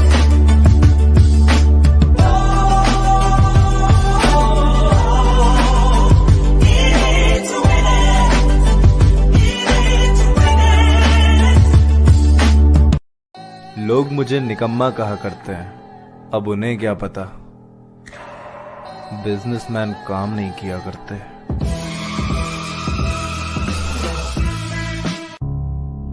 Unlikely to happen tomorrow. But if you got a couple of thousand customers are lined up, I don't think it's complicated. It's 25% times 34, what is it? $35 plus? Round it up, $35. So if you have 1,000 people, example, there are few people who have more than 1,000 customers, direct customers. 1,000 times 35, assuming they pay. That's a $35,000 payday for somebody. If you got 2,000 customers willing to pay tomorrow, you got 70,000 right there at the front door. Right there. Hey, if you got 3,000, you got more than $100,000, 6 figures on the first day of launching. Now. You got none. ਹਾਂਜੀ ਹਾਂਜੀ ਸਾਨੂੰ ਉਹਨੇ ਵਾਰ ਕਰੇਗੀ ਔਖੇ ਜਿਹੜੇ ਨਾਲ add card ਮੁੱਢ ਤੋਂ ਕੀ ਨਹੀਂ ਉਹਨਾਂ ਮੰਨੀ ਸਾਡੇ ਪੈਰੀ ਵਿੱਚ ਗਏ ਹੋ ਸੋਚਣਾ ਨਾ ਜੱਟ ਵੀ ਸ਼ਕੀਨ ਮੁੱਢ ਤੋਂ ਚਾਹੀ ਅੜੀਆਂ ਕਰੇਗੀ ਨੀ ਮਲਾਏ ਨੂੰ ਖਿੱਚ ਕੇ ਸੋਚਣਾ ਨਾ ਜੱਟ ਵੀ ਸ਼ਕੀਨ ਮੁੱਢ ਤੋਂ ਚਾਹੀ ਅੜੀਆਂ ਕਰੇਗੀ ਨੀ ਮਲਾਏ ਨੂੰ ਖਿੱਚ ਕੇ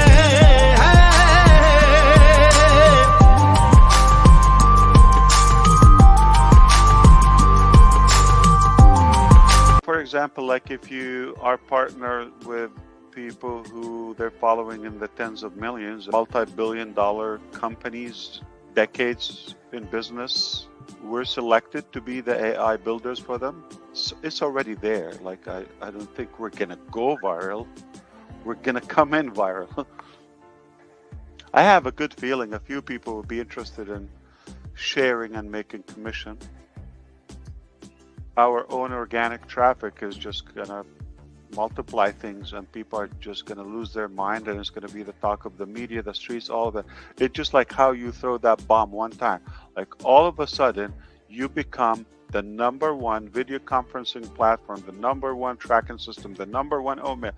You do that overnight. I mean, people already know that we have this timing advantage. The demand in the market is already there.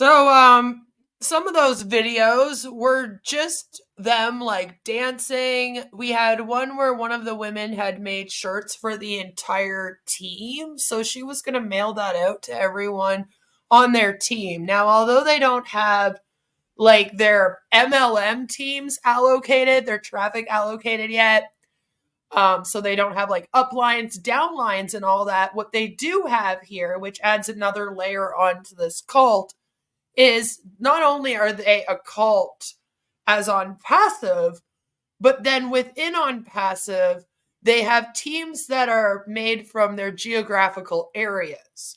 So you have the HMONG team, right? And then you have the PNG team for the Papua New Guinea. And then you have the Cool Zone, which is Marty and Chris's like American team, right? So within it, you have all these almost like subcults, if you will, and communities. So they all feel like they're letting each other down if one of them leaves. It's not just about ONPASSIVE, it's also this more tighter knit community that they have within ONPASSIVE. And then you had a couple videos that just kind of showed a little bit more to everyone who Ash is as a person, which I'm sure everyone wants to see, right? And those, again, are videos that people in ONPASSIVE took themselves and then just post out. And it's supposed to be like an I love you, Ash, if you will. It's their way of praising Ash as their leader, the CEO. And don't worry, I got lots more for you. You call them gangs? They're the ONPASSIVE gangs. I mean, we have other gangs out here. We might as well also have the ONPASSIVE gangs, right? Right? You know? Joe says, I'd be on Chris's team. Yeah, if you had to pick. What about the rest of you guys? If you had to pick one person whose team you'd be on, if you actually got to pick, which... By the way, can I also talk for a moment about how that's also very controlling? The fact that in this MLM, they took away a customer and a future downline's ability to choose who they sign up under, which then, like, of course, leads me to believe that, like, these little gangs that they have aren't going to actually mean anything going forward. It would make sense if, again, they were all each other's uplines and downlines more so. Like, just trying to figure out how that's all going to play out in future is very weird. But I find it interesting that Ash also wants full control over where people go in this thing. And I know that he says that he doesn't have full control and that it's going to go in order of sign up. But I still think that in order to do that, you have to manually place people under each other within this system. And how it will work in their system, especially because they do everything manually, apparently. So I feel like that gives Ash the control and the ability to kind of like put you where he wants you to go. So he's even taken away that bit of free will from the people here. Usually, at the very least in an MLM, you get to choose who your upline is. All right, that's pretty much all the control that you have in an MLM is your ability to choose your upline. And then after that, like how much work and time you put into it as an individual, right? That's been taken away from them. Even that Ash can't give up. And it just goes to show how much of a control freak he really is. And it's weird to think that people actually make these videos completely praising him. At the beginning of this stream, I played one of the most culty videos that this cult has ever come out with. One of their songs, which is the remake of what some may argue is a Christian song. I would like to play another song for you right now.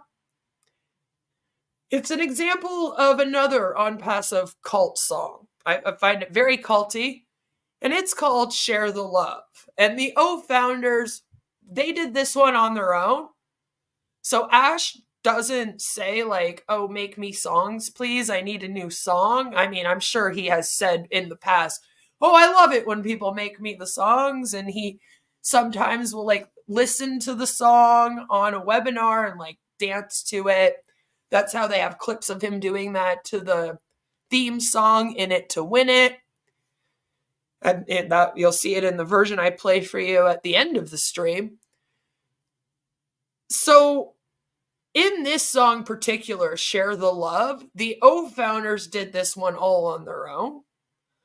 I want you to pay attention to the lyrics of the song. I know some of you guys have heard it before, but just listen to it again, please. Listen to it again. And pay attention to the lyrics. Now that you know what you know about how to figure out if a cult of personality, you know, you're going to be listening to them probably with a lot more knowledge and the ability to kind of really see how culty it is. It really does sound like a religious worship song that a Christian would sing to Jesus, my favorite one being Jesus, Lover of My Soul. Okay, I like that one. And our God is an awesome God. That's a cool one too. Listen, I worked at Christian church camp when I was in high school. Okay? That's not a joke. That's actually true. I know. It's very hard to believe if you know who I am today. But I did. I sang me many Christian church songs. So I promise you, I am very well versed, okay? I spent 2 summers at that camp as a camp counselor and a cook. It was called Golden Lake United Church Camp. Shout out to anyone in the Ottawa area that went to it. It was mainly people in the Ottawa area. That's why I moved to Ottawa. You see what happened? Anyway, so basically, this is not like an MLM song about tech products and the CEO of a company. We've heard those before. Unique likes to release songs. It's an MLM company, right? And I've made fun of a lot of the MLM songs. In the past on my channel, I have a whole anti-MLM playlist with over 300 anti-MLM videos that you can go and check out. And in a few of them, I make fun of Unique and their theme songs. And the thing about usual MLM theme songs is that they tend to be more about the product. They tend to be done by the company, or they hire a professional person, which a lot of people think Ash might have done for the In It to Win It song by Loretta there. Which again, don't worry, you'll hear that at the end. Again, don't worry. This is like a whole other level of MLM songs. Okay? They really do worship Ash like a godlike being in a lot of these songs. And I feel like this one is one of the ones that showcases this, because this was all of the O founders getting together, writing, and then doing this song together. It would have taken a lot of work on their part. And it's a lot to take in. So enjoy.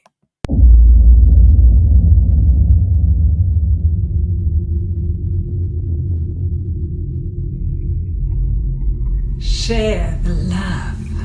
Chia sẻ tình yêu. شارك الحب. Teile die Liebe. 愛を分かち合おう。 Compartamos amor. Hozd meg a szeretetet mindenkivel.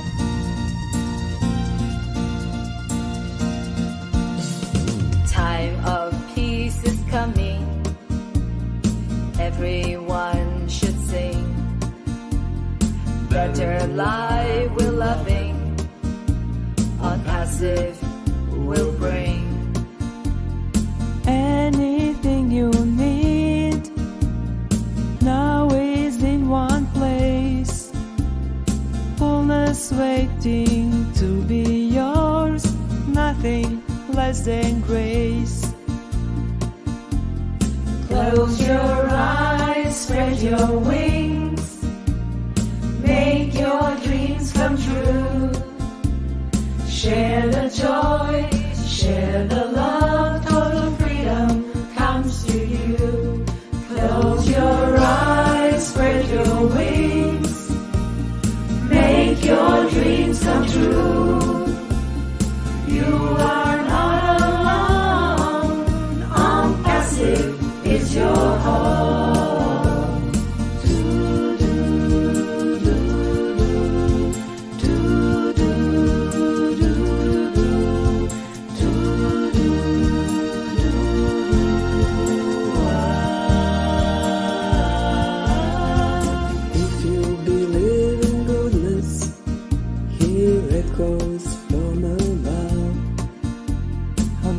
Passive is here for you with great and selfless love. Join to make a paradise on earth with us together, and take care of each other forever and forever. Close your eyes, spread your wings, make your dreams come true. Share the joy, share the love, total freedom comes to you. Close your eyes, spread your wings, make your dreams come true. Dreams come true. You are not alone. ONPASSIVE is your home. Only love can make you hear. Only love brings happy cheer. Only love can make you see that we are safe.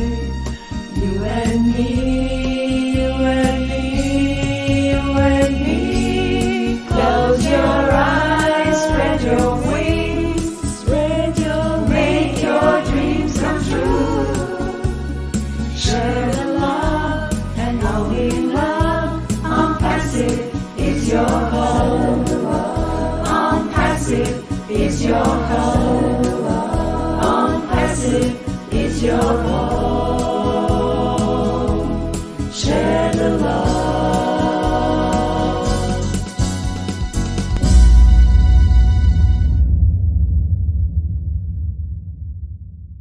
Look at the number of founders that are involved in this thing. I usually cut this out when I play the song on streams. I cut out the part where it shows you who's involved. But the list is long of people that literally put their time and effort into that. Right? You know? Scam Chan says, this song convinced me to steer clear. I remember the first time I heard that song, and it was on the Recovering Hunbots channel when she was bringing me on when we were streaming about this together. And I was like really, really freaked out. I was like, wow, this is a cult if I've ever seen one. Like, I've never seen people put something together like that unless it was for a religious cult that I was covering until ONPASSIVE. You know, it's really, really scary to me. I want to show you another example of ONPASSIVE propaganda where Ash's message is treated like a message from a messiah. Even the music. I didn't edit that. I didn't edit the music in there. It's just like that. That's how they've done it. And they've started putting like music that I would put behind like someone giving a motivational speech or a presidential speech when Ash does these little speeches. And it's funny because like that was a Bill Must production, but as I've also shown you, the founders will just make these. Like they'll be like, oh my God, Ash said some words. I should make a video where I show Ash saying these words. And it's like, why? Why?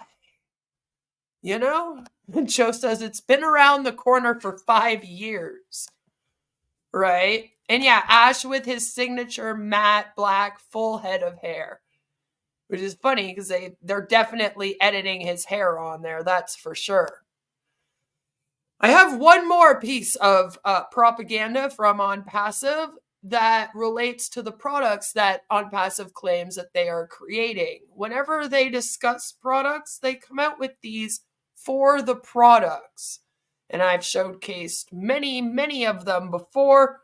So here's a short one on ONET from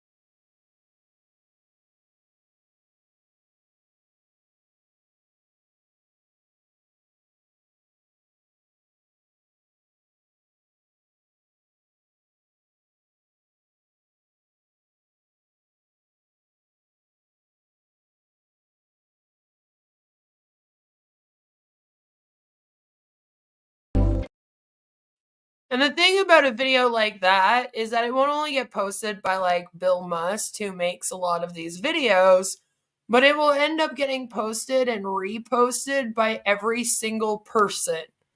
So it will show up on thousands of channels at the same time.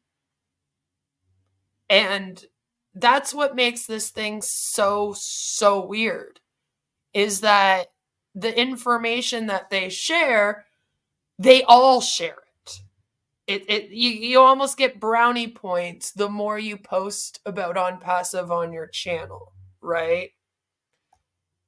Hello, we are talking about what keeps people in ONPASSIVE and what makes ONPASSIVE a cult of personality today. I highly recommend Nancy Johnson watching this from the very beginning, as I explain very well, I think, and will continue to, why people feel the need to stay in this and why this is a cult of personality that keeps people. It's been going viral since 2018, right? It has been. But I find it so funny that they share the exact same video 1 million times. It just goes to show the kind of information control that they do here.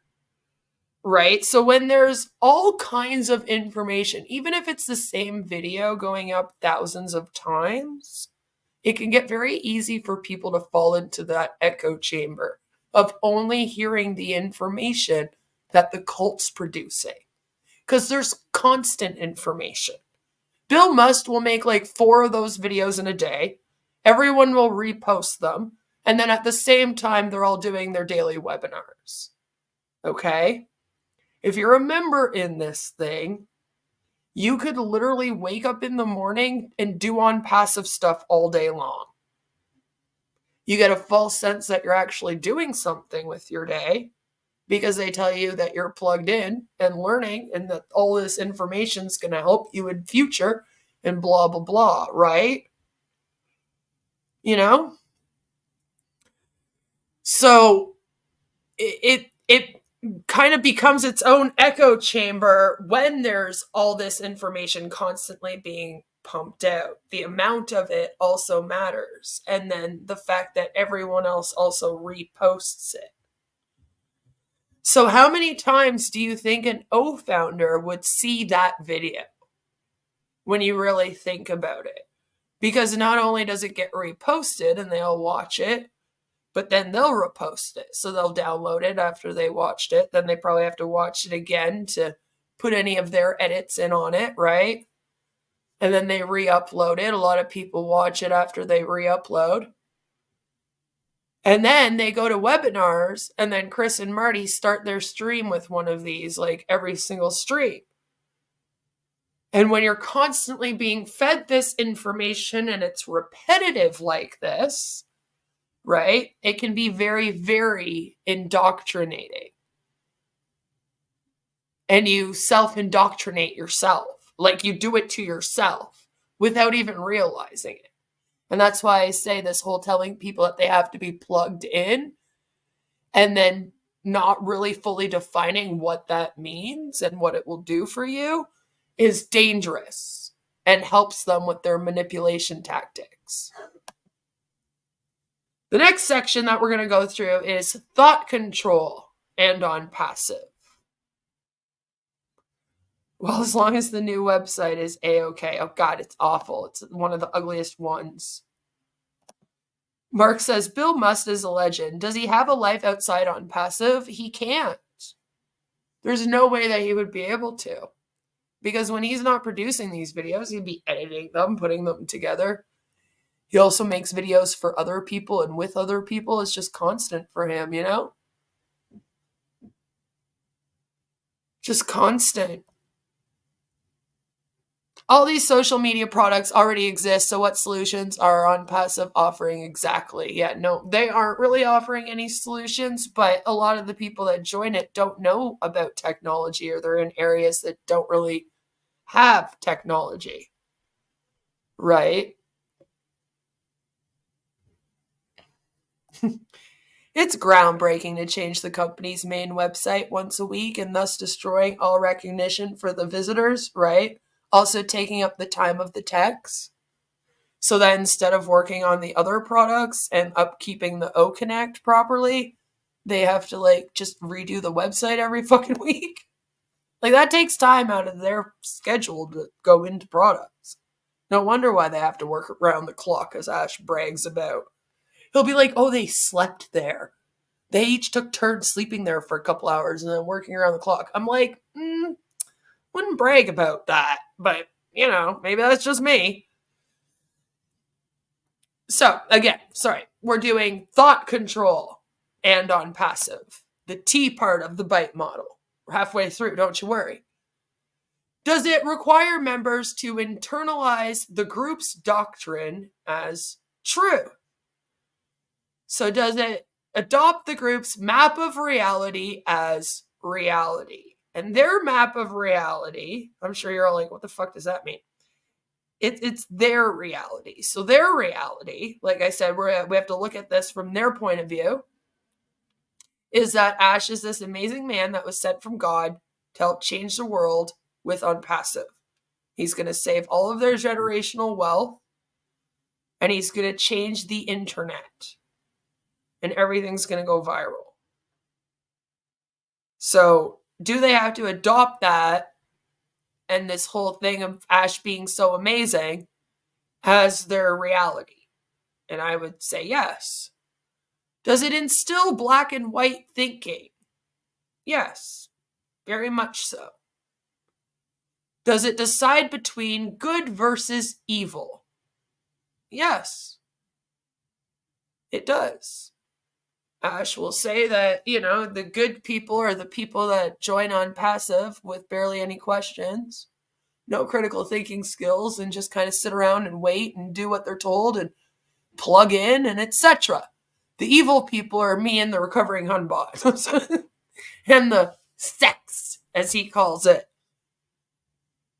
And of course, does it organize people into us versus them, like insiders versus outsiders? And I say ONPASSIVE's O-founders and supporters versus other tech giants and companies, so other institutions, even the government at times. He's going to sign up all the governments, so he's even taken on the government, you know? Which again adds to this being a cult that clicks off one of the 4 things at the beginning, right? He's better than Steve Jobs, Bill Gates, Elon Musk. Okay, none of them can do with technology what he does. And of course, also us haters and us like what? A handful of channels that speak out about ONPASSIVE. It's them versus the rest of us. It's basically them versus the rest of society. Members are made to think in such an us versus them mentality that if someone says a comment seen as negative, that O-founder can become emotional. Here's an example of an O-founder getting very angry, like too angry, very triggered, at a commenter for their so-called negative comments. Most of us aren't going to see it as that negative. But again, they see it as extremely negative. And this is going to kind of show how deeply seated this belief system can become because of how triggered this O-founder becomes.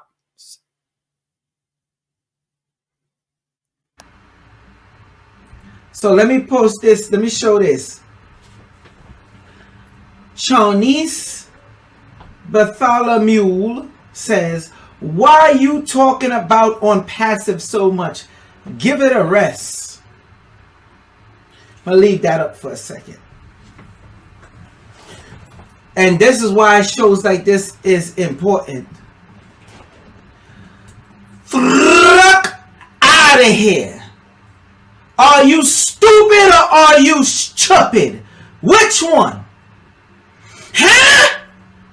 Y'all be trying to come on and do a show where I'm going to be calm, cool, peaceful, collective, woosa.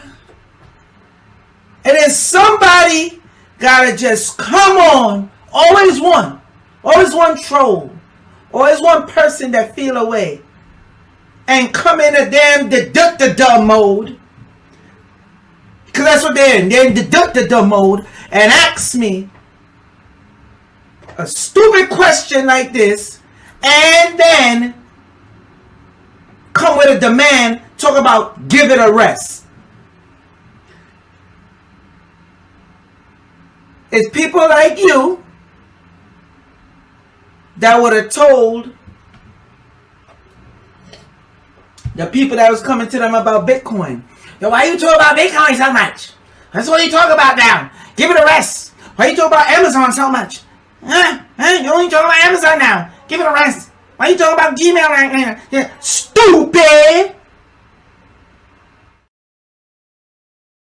You see what I mean? That was not that bad of a comment.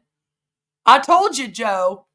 I told you that when you guys see the comment, you're going to be kind of like, that's not that negative. It's not like they came in there and said, hey man, ONPASSIVE is a scam. Right? Which would probably get an even worse response, which kind of like scares me a bit, to be honest. You know? Yeah, no, he straight up called them stupid quite a few times. Huh? Yeah, that's too bad, Mark. I'm sorry to hear that. That comment blew his mind. It really did. And it wasn't even all that bad. Like I said, it wasn't really pushing back that much. You would think that, like, most of us, if we were selling something and someone said that, we would take it as an opportunity to explain why we're so passionate about it. And we wouldn't, like, flip out. But right now, especially, and for the last, like, I'd say about a year now, it's really been put over their heads that if people are negative around them, and they give into that negativity in any way, that they're going to be seen as a bad founder. So I feel like a little bit of that on top of this person just obviously being an emotional wreck of a person made it so that they just blew up like that. And it's like, well, dude, just ignore the comment. Like, I have people come into my chat all the time and they'll be like, I love ONPASSIVE. And sometimes I just ignore the comments because I'm like, this isn't the time for that. You know? Sounds like your wife when you ask her about her God. He needs a diagram of two hands pointing at a brain behind him to make him appear intelligent. But it's just like, it just means so much to them, right? This us versus them mentality too. Like, it shows how ingrained that is in his mind for him to flip out so immediately like that at a comment like that. Immediately he's against this person. They became a part of our group. If anything, we're the them. Okay, the people in ONPASSIVE are the us, and we're the thems, right? And that person could have been an ONPASSIVE, but maybe they just needed a break that day, and he just like screamed at them like that, which is then going to deter them from ever wanting to join. So it's just not a good thing if you are trying to grow a business, by the way. And this is what I mean when I say, like, the mentality that these people have is more of a cult mentality than a business MLM mindset mentality. Because they don't think of what's better for the business, right? How should they handle this that's better for the business? They act how you would if you were very emotional in a cult. I am sure my traveling brother, Chris Johnson, will soon find out if he is accomplishing or helping anyone to be world saviors and financial leaders, preaching Ash and ONPASSIVE with no results. I would say that I would really hope that he does after he realizes that he's not going to get paid, because they've pushed it off now again until going on mid-February. This is Mark, or this is Chris Johnson's brother, Mark. It's in his wife's account. I anticipate more founder reactions like this as we near the ONPASSIVE rug pull. Yes. And this is what I mean. Emotions are really high like this right now. I feel like a lot of them would be feeling like this just because of the not getting paid. A lot of them are pretty upset about not getting paid. Right? And it adds another layer. They don't want to have to say that people were right and it was a scam. But the longer it goes, it's like, well, you know, eventually you have to face that fact. What's the official holdup this time on the payouts? It's just the same. They're waiting for the traffic to get allocated for the payouts. And they're still waiting for the big O Connect release of the last version. This is going to be a gobble implosion. a global. You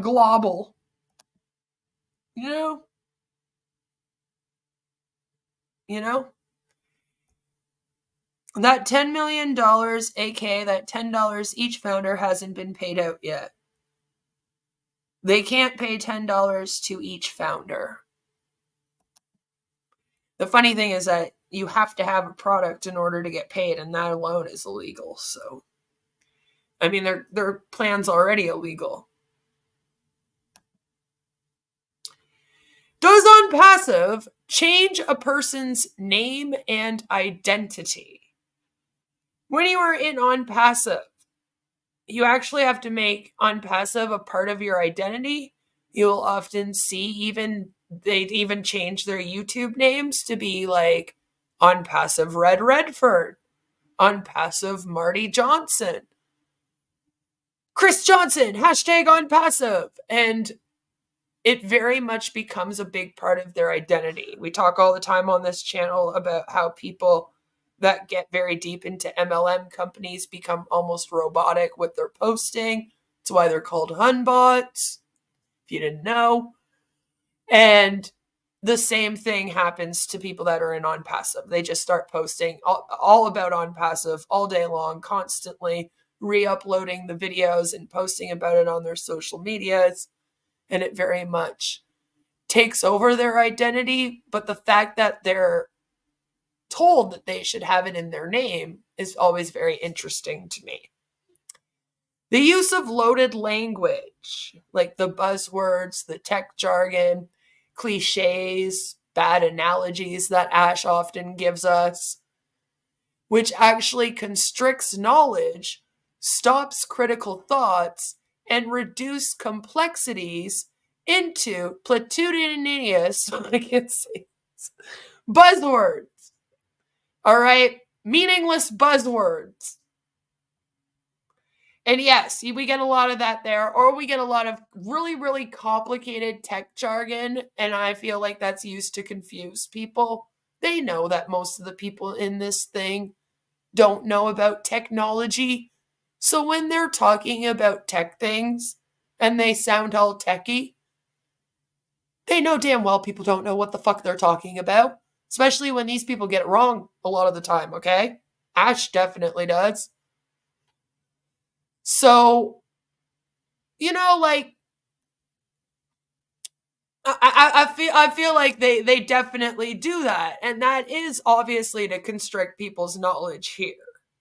And also to stop your critical thoughts. Hey, if you don't understand what's going on, how are you supposed to critically think about it?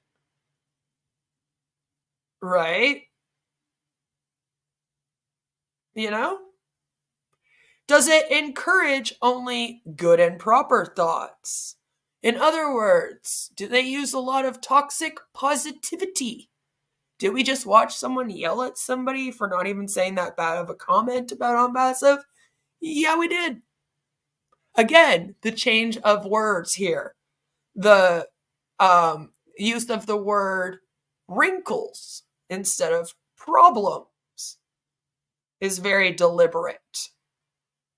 And that's also to encourage toxic positivity, right? They don't want you to say that O-Connect's having problems. They want you to say it just has a few wrinkles that needs to be worked out and ironed. That's it.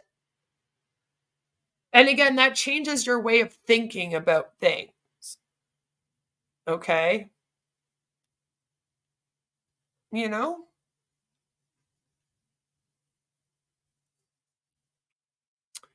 Leo says, why does their video conferencing tool look so much better than Zoom quality-wise? You mean when it's working and not crashed? You know? I have full videos about how to get people out of MLMs. Mark, maybe I'll send you one in the email later. I'm not Mike Ellis, by the way. But yeah, toxic positivity is big here, and it goes into how you have to think. Because the thing is, if you can only talk about something in a positive way, it does eventually change your thinking into only thinking about it in a positive way. And again, that plays into the manipulation here and why they're seeing ONPASSIVE as so great all the time. Hello, Takara. Good to see you. I hope you're having a good MLM Monday. You know? Are hypnotic techniques used to alter mental states, undermine critical thinking, and even to age regress the member? And I brought up that Ash's way of talking can sound really monotone and hypnotic. He often does some dramatic pause. I think it's a little bit about him having to think about what he's saying because he makes it up as he goes along so much. But I feel like sometimes he's doing these pauses on purpose because he won't be like making up. You can kind of tell when you watch his eyes. And sometimes he just kind of pauses when he's talking.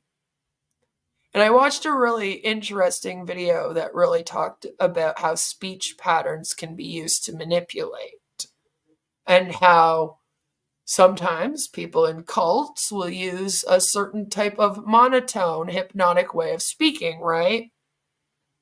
And I feel like Ash might be doing that a little bit. I can't help but wonder.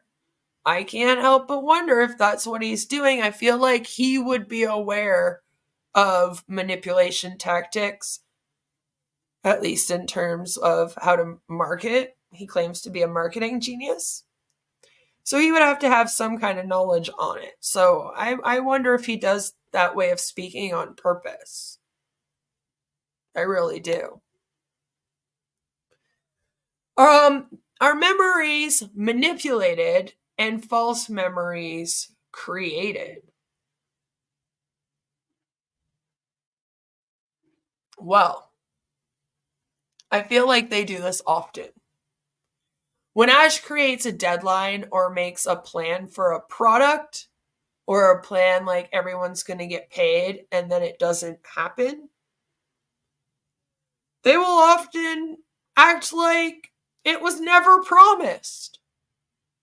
There's been many times where Ash will say something like, I have 10 products done right now ready to release. And then a month will go by and someone will say to him, I thought you said you had products done ready to release. And he'll say, I never said that. I said it was a done deal, but I never said that. Do they teach thought-stopping techniques which shut down reality testing by stopping negative thoughts and allowing only positive thoughts, including denial, rationalization, justification, and wishful thinking? I feel like we've heard Ash doing a lot of that, right? They also will deny that Ash gave deadlines for things or said things, like the other members will deny it. Oftentimes, these things just disappear. And a lot of us will be over here going, what happened to this? Like, what happened to Catmo? Remember, Catmo was like very heavily promoted. It's going to be a big thing. And then it just kind of disappeared. And now we just have the song and a few webinars that we have saved that like remind us of its existence. And if you bring it up to them, they act like this never existed. And you're like, there's a whole damn song. Like, what do you mean? Or they'll rationalize why Ash is late. And lately, the main one that they've been doing is saying that you just shouldn't trust Ash when he gives you like a deadline date. And they talk about it like it's a good thing. Because again, that toxic positivity is ingrained in many of them. So when they talk about it like it's a great thing, but it's not at all. It's not good to not be able to trust your CEO when he gives a deadline about something, okay? But they'll be like, oh, it's just Ash. We just don't trust we don't hold him to any of his deadlines. He's just being funny, And like, then they justify it as well, of course. And this whole thing can be wishful thinking. All of the whole oblast thing is just wishful thinking, right? Do they chant? Yes. They actually do. Especially if they're in other cultures. They have chants. They have ONPASSIVE chants. It's weird, but it's there.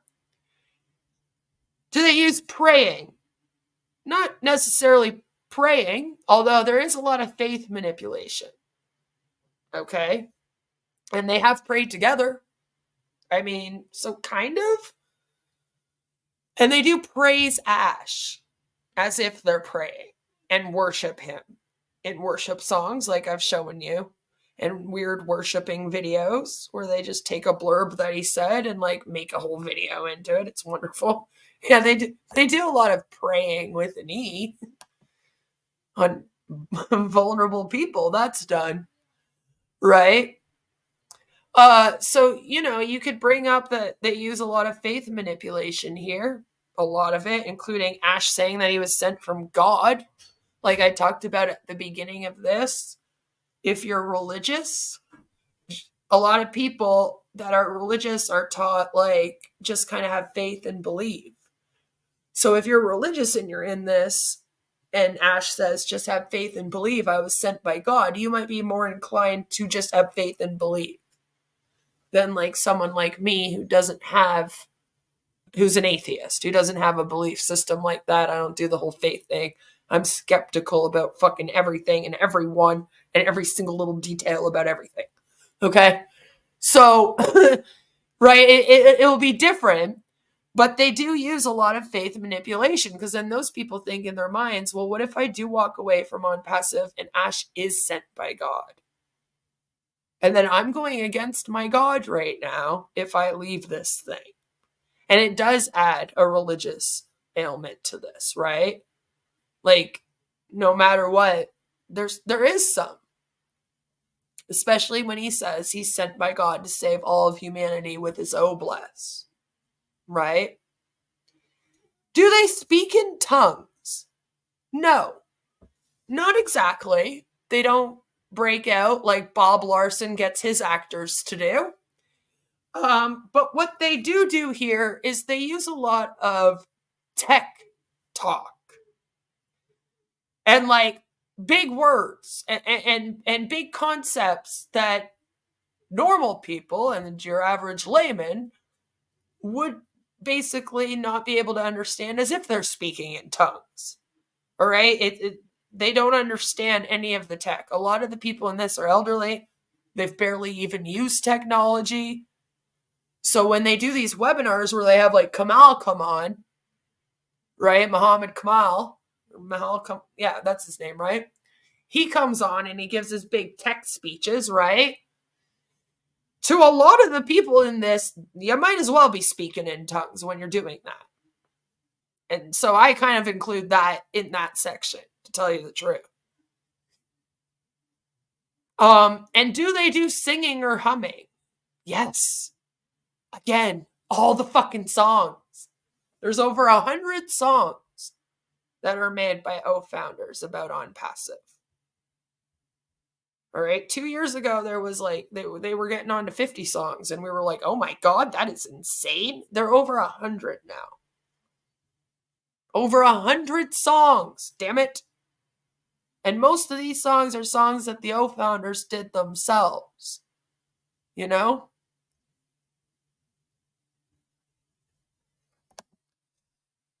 It is plain and simple. It is a cult. I can't help but feel anger towards my brother and these founders for believing in such bullshit. No. You can feel angry. It's normal to feel angry about it, especially when you're on the outside looking in, because it's so easy to see everything that's wrong with it. But you have to remember, Chris inside, he doesn't see all the same things that you see. So it's easy for you to look at it and go, I see all of these things that Queen's talking about right now on her channel. This thing's a cult. But he's been indoctrinated very slowly into this from the very beginning for 5 years now. And he had a personal relationship with a few of these people before entering. So he was promised he'd be at the top and really make the big bucks in this thing. And so that's what he's holding on to. That's what he believes in. Even if he doesn't fully believe in Ash, he believes in this MLM process, if you will. To sum up the results of their praying, several founders have died waiting, and Pat Parent and Robin Noble got serious illnesses. Success rate seems low. Yeah. Right? When God can create everything but still wants us 10%. Right? Rejection of rational analysis, critical thinking, and constructive criticism. Yes, yes, yes. You're never allowed on webinar panels, okay, if you're going to say something negative. They actually plan who's coming on. You have to basically let them know what you're going to come on and say before you come on, so that they can ensure that it's going to be positive. Any negative comments deleted from Facebook groups almost immediately. So I ask all of you beautiful people out there to send them to me when you see them, because they'll be deleted as very, very quickly. And you're lucky if you catch them. And O founders are deterred from all critical thinking and constructive criticism, even during the question and answer webinars or corporate webinars, which would be the place for it, by the way. Even asking questions, it's deterred from. If you're asking a question, it better be a question that goes, "Hi, Mr. Ash Mufareh. Thank you so much for having me on here. I absolutely love you and your family. Shout out to your beautiful wife for taking a great day at the spa for us and, making sure that you could be here with us today, because you're just so busy, and I'm just so grateful that you let me on here to talk to you. I just have a question. I'm just kind of wondering, with how amazing and fabulous you are and everything, when the payments were going to come. I mean, I know you're going to do it. Don't worry, Mr. Mufareh. I have complete faith in you, and I know it's going to get done. I was just wondering if maybe you can give me a deadline. I really appreciate you and everything you've given to me. You have to kiss ass while you're doing it. And again, word it in a very positive way. Even I just failed at it. Even what I just said was probably too negative, and he would have stopped me a few words in and been like, get to the point. What are you here for? I got let on. It was a fluke. All right. Okay. I had to promise that I would be on my best behavior when I went up. Like, they were like, yes, we will have that queen lady up here, but is she going to be nice? And the people that were arranging it with them on my behalf had to basically promise them that I wasn't going to go up there and just immediately start like being negative and yelling. So I tried to kind of ease into it, you know? And even that didn't go well because I'm not controlled. But you can't even ask a question if you're an O founder in this. They do these question and answer periods, and it ends up being just people coming up to praise Ash. And I know a lot of you guys are going, well, why does this keep happening? It's literally because of that. You have to apply to get a spot to go up on there and ask your question. Your question has to be approved. They might even reword them for you. I don't know. I just had to promise to be a good girl when I went up on there. And then I wasn't, because I don't listen to instructions that great. But this is what I mean. When you're doing a question and answer webinar, most of us, okay, even if we pick the questions, we might have a couple like questions that maybe they're not the most positive thing, you know? But we're there to answer the questions. We're there to answer people's questions. So if you have a question, it's like, okay, well, maybe other people are thinking this, I'll answer it. These guys, though, have to control every single thing. Do they forbid critical questions about the leader, the doctrine, or policy? Like I just basically said, yes, they do. And they also label alternative belief systems as illegitimate, evil, or not useful. Me and the recovering Hunbot are bimbos. Welcome to the bimbo gang. Mark Zuckerberg is a cyborg. Elon Musk and the other techies, they have zero clue what they're doing. Only ONPASSIVE knows AI technology and is innovative. Nobody else is. Everybody else sucks. And Ash will say that. And the rest of them will say that. They talk about Zoom and how much it sucks all the time, right? And so it's not only other belief systems as illegitimate, evil, or not useful. And you being negative about ONPASSIVE or not liking hustle culture, MLMs or whatever. It's literally other tech things that are straight up illegitimate, evil, not useful. They're not doing it. And like we talked about earlier, they do instill a new map of reality. They have their own entire delusional reality. And sometimes when you get used to a reality that you have, it can be hard to leave that reality because you become very comfortable with it. And that's why people like Chris Johnson, who are in this for 5 years, have a hard time seeing outside of this. You know, this has been his reality for 5 years. Every day it's wake up, look at the ONPASSIVE stuff, plan your webinars for ONPASSIVE throughout the day. Maybe have a conversation with Ash in the afternoon to make yourself feel special, you know? And then the rest of the time you're showing up to webinars and everyone's praising you when you show up because you're at the top of this thing. That also makes you feel special. You know? He has a whole different reality than the rest of the world. And everyone in this does. They have their ONPASSIVE reality. And some of them have it so hardcore that you can't even talk to them about the other products that are similar. Usually in businesses, they have a target market and they understand their competitors. Okay? Well, in ONPASSIVE, they almost don't even want you to know about the competitors. Like, there just aren't any, you know? They just don't exist. Or not. That's how much into this they expect people to get. To showcase to all of you some of this thought control, after OConnect was crashed for a week and nobody was getting paid and they were promised it, I don't know how to say her name, if it's Jean Aliva, she came up on a webinar. And her speech kind of showcases the perfect example of how people are supposed to think in ONPASSIVE. even when everything is going wrong and Ash hasn't kept any of his promises and the products are fucking up, you know. This is how those in ONPASSIVE are taught to think. There's a lot of toxic positivity used to manipulate people's way of thinking about this company and about Ash.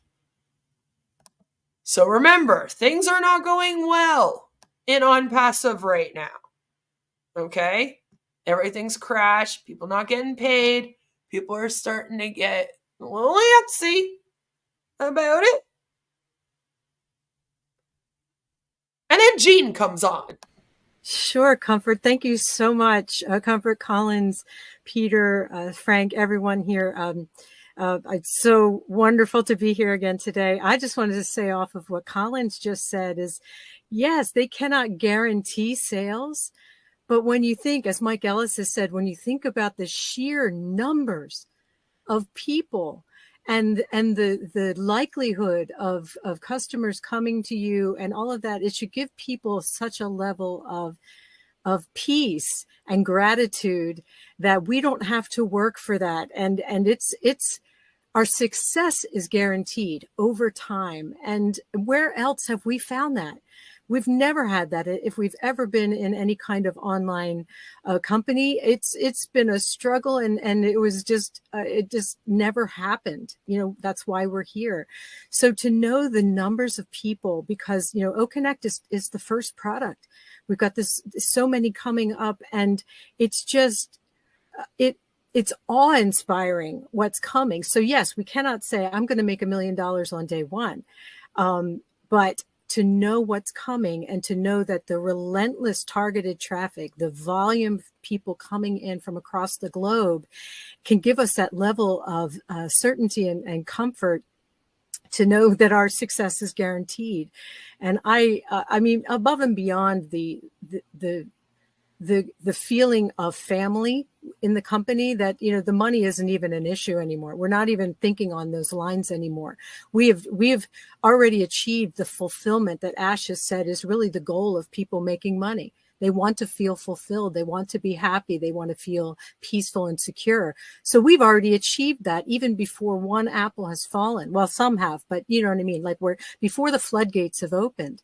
So really the rest of this is gravy. It's so, it's just such a great feeling, because what's happening right here on the screen is really the goal of so many of us, that feeling of family and just acceptance, and the idea that we are free to do anything we want in our lives. Over time, we're going to be free to do all of it and then some. Yeah, so that kind of gives us a really good look too at their map of reality. So this is what they believe. And for a lot of them, it's also about the community, the feeling of family that they get showing up, sense of loyalty they have to the other members as well as Ash. And, you know, they just kind of tell themselves, well, it's not about the money right now. I know we're not getting paid right now, but it's not about the money. You know, she is your bland, generic, middle-aged founder, which is what makes her a perfect example here, because she's pretty down low in this, right? She's pretty new. And so because of that, she would be down towards the bottom of this pyramid. But as you heard, she has such a big belief in this. And Mark says that she's quite timid and introverted, but claims Ash has brought her out of her comfort zone and now worships him. And see, and that's kind of what happens here. If you're a little lonely, they give you a sense of community, and it's because of Ash that you have that. So then you're going to feel obligated to Ash. And then you're going to love Ash for doing that for you. And unfortunately, a lot of the people that end up in things like this, it's because they're looking for something bigger in their lives to really help fulfill them.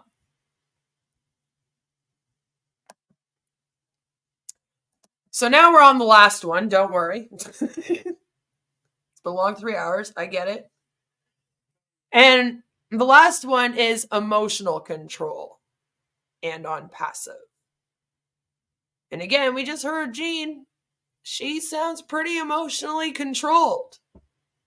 Because obviously it's not the products, right? And obviously it's not the money they're making. So what is it that's keeping them? And for a lot of them, it's this emotional control. Excuse me. So let's get into that right quick. So do they manipulate and narrow the range of feelings in on passive?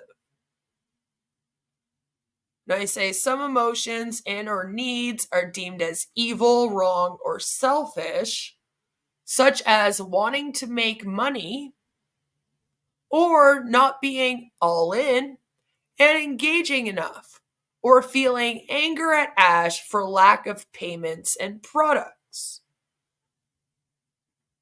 Right? You're not allowed to have that big of a range of feelings. It's pretty much just feelings of awe and excitement. And that's pretty much it. Toxic positivity.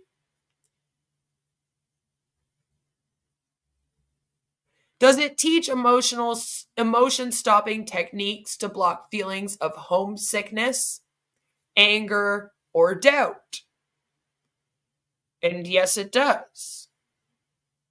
It does a lot of, again, toxic positivity and stuffing down your real feelings about waiting for payments or products. You're not allowed to share that it makes you a little upset when you're promised a payment by Christmas and, one doesn't come. And after a while of going to complain or say something negative and having people tell you not to, you start to kind of tell yourself not to. Right? So you're repetitively told, think positively about this. Don't be angry at Ash. Stay cool. So after a while of you maybe writing a comment here or there and them being like, hey, don't do that, and deleting it, or you saying something negative on a webinar and being told, no, don't do that, you eventually start doing it to yourself. Even if you don't consciously do this, it sort of just starts happening, right? You train your mind into thinking like that.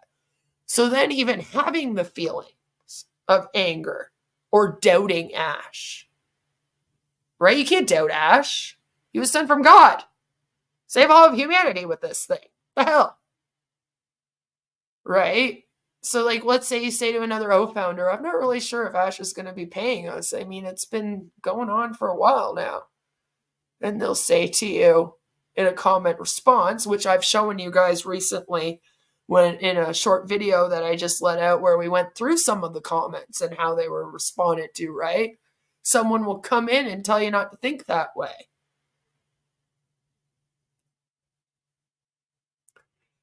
Does the cult make the person in it feel that problems are always their own fault, never the leaders or the group's fault, or the fault of the ONPASSIVE company? Yes.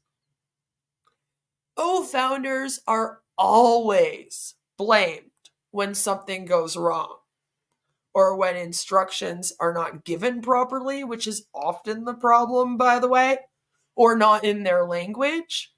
So then somebody else translates it, and maybe they don't translate it exact. So then everyone that speaks that language then gets the wrong info, you know what I mean?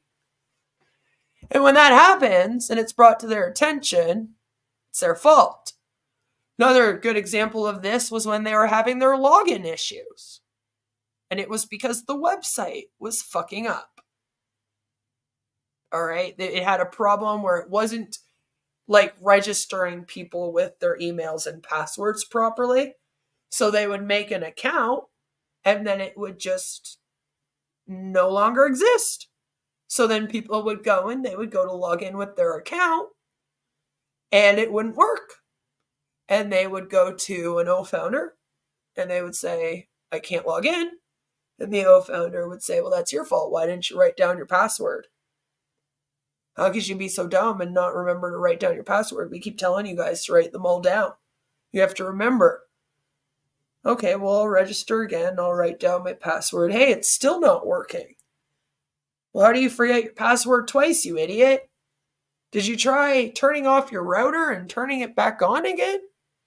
Maybe that will help. They literally started to tell people to turn their computer off and restart it if the login issues were fucking them up, you know? And it was like, how is that going to help your website? It's not. But they couldn't even admit that they had messed that up. Right? Even when there was no send button. They didn't admit that they fucked that up. They just kind of added in the send button, and they were like, what? What do you mean people said there was no send button?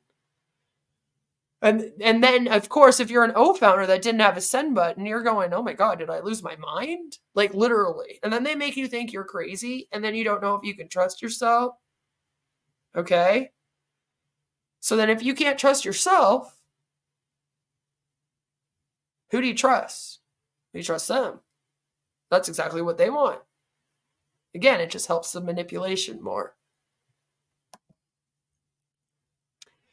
Does ONPASSIVE, the cult, promote feelings of guilt or unworthiness, such as identity guilt, like who you are as a person, you know? Yeah, buy a new computer with the best, most expensive graphics card and CPU. What a great product. And for a while, they didn't have mobile, and they were trying to blame it on all the people that only had cell phones. It was like, no, your website should have a mobile version. Like, what do you mean? Why do people only have cell phones? Because you sign up people in countries that don't really have access to internet, so people don't have computers there, Ash. Again, that's your fault, not their fault, but okay, you know. Do they tell people that they're not living up to their potential unless they're in ONPASSIVE? And maybe if they're not, you know, plugged in enough, then they're not living up to their potential. So you can still be ONPASSIVE, by the way, and not living up to your potential because you're not plugged in enough. Do they tell you that your family is deficient? They do if you don't join ONPASSIVE. We've heard Marty say it. Your past is suspect. They do this in the sense that they tell you that if you've been in other MLMs that have failed, then, you know, that's a little suspect. But they promise you that this one will be the one that shows you that they work. As all of the MLMs promise, of course. Your affiliations are unwise. Again, the ones that don't join ONPASSIVE are all stupid. They're stupid, eh? Right? Even if you're a little negative, you're allegedly stupid. Right? Do they promote feelings of that your thoughts and your feelings and actions are irrelevant or selfish, and that you must think of how your own actions, feelings, etc. are affecting the group at all times? Yes. And they do this by when someone is negative, right? And then they give their little speech at the end after they boot them off the webinar, right? They say, you got to think about how this is going to affect the group. We have to stay positive. We have to all stay plugged in, right?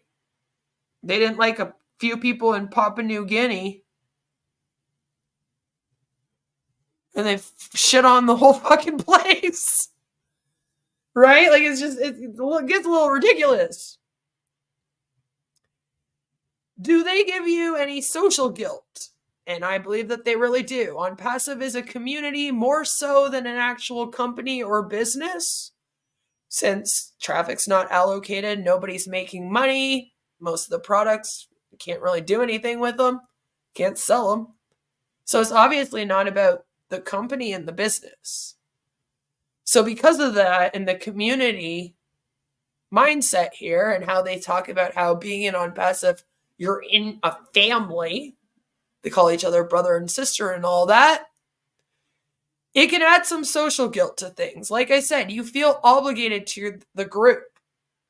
Especially if you're on a team like the HMONG team. Then not only are you obligated to ONPASSIVE and Ash as a whole, but then you're also obligated to those team members as an extra layer, right? If you're one of the LCs, that adds an extra layer, right? It's like, why does Marty and Chris go live every single day and Red, even if they don't have anything to say at all? It's that social guilt. They really do feel like they need to have a meeting with their community every single day. Right? And if they don't, oh my God, what if something bad happens? What if somebody needs their stream and some information? What if it's somebody's birthday? They have to wish everybody a happy birthday every day. You know, like just little things like that. It can actually bring somebody a lot of social guilt, like a lot. Whenever you're going out with your own social circle too, you'll think, oh shit, what if I'm missing a webinar? Right? And then the last one is historical guilt. And I, again, bring up that they do talk about failing past MLMs and businesses as part of that. And they also technically are racist at times. And a lot of you guys can argue that racism would be part of historical guilt, different cultures. Ash, asking somebody if they're the lightest person in their country. Yeah, no, that actually happened. Yeah, no, he was like, wow, you're pretty white-skinned. Are you the whitest person in your country? And we were like, oh my God. Jesus fucking Christ. I believe I have it clipped on my channel. He has said a lot of really racist or culturally inappropriate things to say to people. And my whole thing is, if you are going to run a business where you're going to be accepting people of all different cultures and maybe even prey on people of different cultures, could you at least fucking learn them, Ash? Well, I don't know.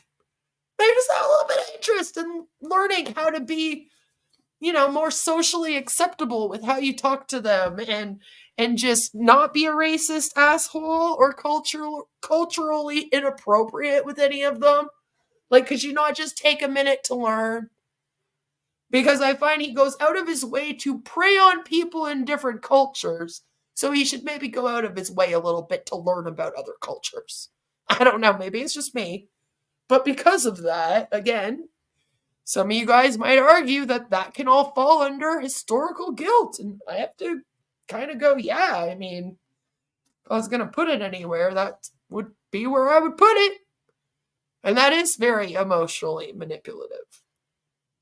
Guilt is one of the strongest feelings, actually. Guilt and shame are two of the strongest feelings that people try to avoid. All right. Nobody likes to feel guilted or shamed. So they're often the two most used in cults for that reason. You can really get somebody to be you can really get somebody to be obedient, right? If you're using that against them. It's easier.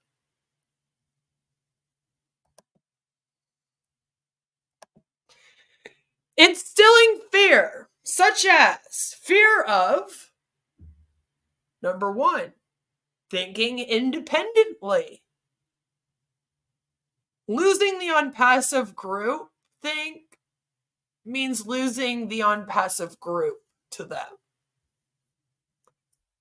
So they're not taught to think independently at all here. Everything is a group brainstorming session.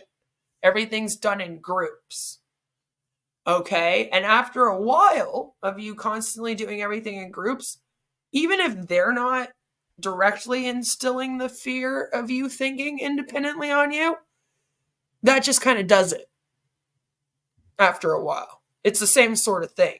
You get so used to being in that group think, and you get so comfortable in that the thought of thinking independently horrifies you. And you don't want to be different from the group. Everybody wants to fit in and be accepted somewhere.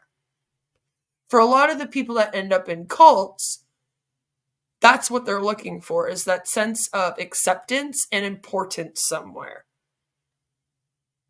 And having a purpose. And so the cult will kind of make sure that everything's done in a group so that you're not really thinking independently. Helps manipulate you better. And again, makes you feel like you're obligated to the whole group. Number 2, does it tell you that the outside world doesn't care about you like they do? And yes, the outside world of technology doesn't care about you like ONPASSIVE and Ash do. Right? They'll even make products for you. That was a new one that Ash recently said. We'll make the product for you. Tell us what product you want. We'll think about creating it for your business. And Ash really, really cares about you. ONPASSIVE really, really cares about you. Even more than your family does. Blah, blah, blah, blah, blah, blah. That kind of thing. We've heard him say a lot about that today. Are there enemies? Do you instill fear of your enemies? Yes. Me and Nalanda are very, very scary bimbos. Okay? We're very, very, very scary bimbos. How dare we be scary bimbos? Stop going there. Stop going here, okay? We have more of the ONPASSIVE people in our streams than they claim they do, and that's a straight up lie. That's never happened before. Not here, not at Alanda's, thank God. We usually have most of the detractors and stuff. But that was a comment that was recently made about us, right? Lots and lots of enemies, right? Everyone's an enemy unless you're in it and you're kissing Ash's ass, right? Do they instill fear about losing one's salvation? Yes, that generational wealth that Ash continuously discusses. He's going to give you generational wealth. All right, so if you leave this thing, you're going to miss out on that. He's your salvation. He came here to save the world. God sent him with Obless and ONPASSIVE. So a lot of people have been in this thing for a long time. And when I say losing one's salvation, I don't just mean financially. I also mean in terms of like emotionally, right? So for a lot of people, one's salvation could be them being right about ONPASSIVE. I'm sure Chris Johnson in his head is like, I'm going to prove my brother Mark that this thing is a success. Down the line, he's one day going to look at me and he's going to be like, wow, man, I should have listened to you so much sooner. And that's what he's telling himself. He does not ever want to have to go and tell his brother that his brother was right about this thing all along. That to him would be a lot like losing his salvation.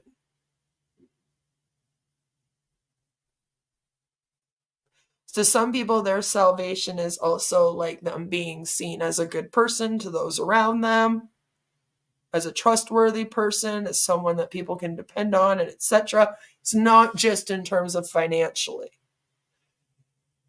Does it instill fear of leaving or being shunned by the group and losing your new friends? Yes, it really does. And it will even tell you if you break the rules, then they'll boot you out. So that also makes people more obedient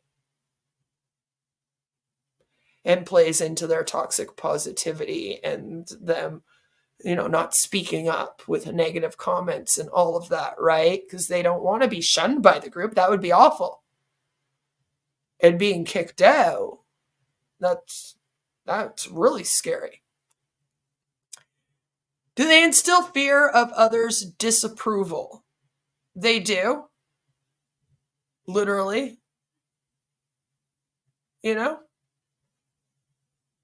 Literally. especially Ash's, I'd say in the LCs, the other LCs, some of these people that are O founders that go to these webinars, they don't just want like to be seen by Ash. They also want to seek the approval of the LCs and then the other members. So there's almost 3 layers of that, right? And then again, the historical guilt. The emotional highs and lows. Okay? So love bombing and praise one moment, right? And then declaring that you're a horrible sinner or a horrible person the next moment. Ash runs the entire company using this technique.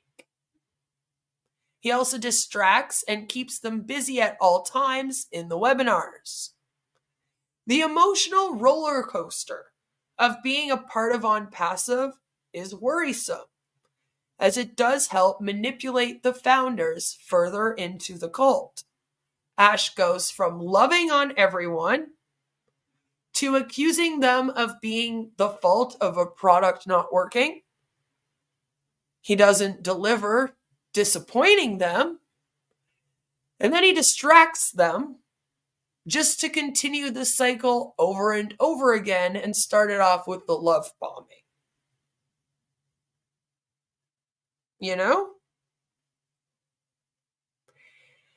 And there's a couple different cycles, right? In ONPASSIVE, there's this cycle that Ash does with the O founders, with his love bombing and then his blaming. You could actually go through the cycle of abuse, and it's very, very similar. And Ash does this with the LCs and the O founders. But then there's also cycles throughout the year. Okay? So, in the fall time, something's always promised. By Christmas time, it's going to go viral. It's going to be really big. It's going to be amazing. By New Year's, they're starting to put it off. And when the new year comes, they're still trying to put it off. Then they usually distract everyone with some humanitarianism. So they switch from being about payments and money and products to being all about saving the world for a while. Then usually in the summertime sometime, they bring out the Obless to really help, show you guys that they're serious about this. Just to then come the fall, Ash comes out and starts promising something big that's going to happen soon. And you just got to keep holding on just to bring us to Christmas again. And it continues on like this every single year. And they've done that since I've been here, like clockwork. I've covered it for 3 Christmases now. And I've literally watched them do this 3 times. So that also plays a role where they're on the roller coaster of ONPASSIVE, where they're getting, they're told to be excited about something, and then they're brainstorming stuff, and then something's coming, and then they're disappointed and let down. But then it's okay because they're going to save the world. Oh, but then look at this, something else is coming, and it just goes around and around and around. So when you have all these different kind of cycles happening too, that adds more layers on of people just constantly being confused, having their emotions thrown around, right? And that also adds to people being manipulated further into this. Do they do ritualistic and sometimes public confession of sins? I feel like this is going to be coming in future. Once people are making money, and if traffic's ever allocated and they ever do actually have like downlines and whatnot, I feel like this is going to be happening a lot more. But private information here is often shared public, which worries me a lot, as I say, because it can lead to shame if no permission is given. Like, I was worried about them announcing Robin Noble's cancer. Like, she should have been able to do that on her own time if she was ready to, you know, come out and let everyone know. It shouldn't have been privately told to the kill zone and then them tell everybody. Just things like that, I feel, are very, very close to this. You know what I mean? It's not quite ritualistic in sometimes public confessions of sins, but it is a little bit of people's public information being sharing, which falls in this category for me and can then lead to people being emotionally controlled with their information, their personal information. Founders are often blamed for the problems in ONPASSIVE that they face. This is to promote feelings of guilt, shame, not feeling superior to Ash, it should say, and the other LCs, and to further emotionally manipulate the other founders into thinking the problem is them and always them instead of the scammer Ash Mufara. Again, you can only be blamed for these problems so much before it becomes repetitive and constant, and then you start just blaming yourself. Right? And that's a little worrisome. So I have a clip of Redfern, our favorite guy on a boat, doing this. And he's going to be doing this while he's giving people instructions. And I want you to kind of like listen to how he words this in a way that puts the blame onto the other founders instead of Ash and ONPASSIVE, of course. Hello, Slami. Not having a private life is very culty, right? Right? So this is a pretty decent example of how problems are handled. The update that Marty put into the Founders back office yesterday regarding people who have paid for OConnect, but it's not showing in their ecosystem. Why am I saying plug in? Because it is very important that you follow the instructions that are on that pop-up. Now, if you saw the pop-up straight away yesterday, it has been edited and there is some more information there, and it is vitally, and I mean vitally important that you follow those instructions. Making sure that the email you are sending, if you are one of the people who have paid either by crypto or by credit or debit card, and the money has been taken, but your OConnect is not showing your ecosystem, you need to send this email to support. Why is it vitally important that you write it correctly like we are asking you? Because this is coming from Ash Mufara himself. He has instructed support to look out for these emails, and he has instructed support to make sure that they deal with this as the first priority that they need to do. Irina Stexala, thank you so much for your super sticker. That is very, very kind of you, and thank you so much. So not only do you need to make sure that the email is correct, but the title is correct. That is what support are going to be looking out for, and also how to put the information in there. Remember, guys, unless you are asked for it by support, no screenshots. All the information has to be copied and pasted into the text of that email. Why? Because support need to check it and verify it. They cannot themselves copy and paste off a screenshot. They can copy and paste the information directly off an email. So if they need to cross-check IDs, for instance, with crypto, or serial numbers or anything like this, it is up to you to make sure that it is written down correctly, and then support can cross-check it. Once the cross-check has been done, then obviously they can rectify any problems. They know that you have paid for it, and then they will obviously activate it within your account. Happening at the moment, which I am really, really excited about. I'm loving what is happening at the moment. Why? Because I can feel it now. You know, when September happened, everything went with a blast, didn't it? It was just so crazy exciting, and everything was going. And then obviously we had the logjam from our merchants. That made us take a step back, and not for a bad reason. Chris always goes on about how things happen for a reason, and I actually think this has been a good thing, not a bad thing. Why?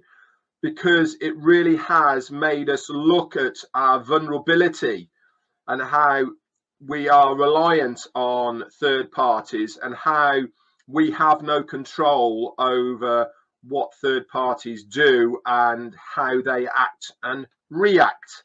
And even with our best intentions and meetings, etc., with our merchants and their assurances that they could handle what we said was going to be happening, it didn't.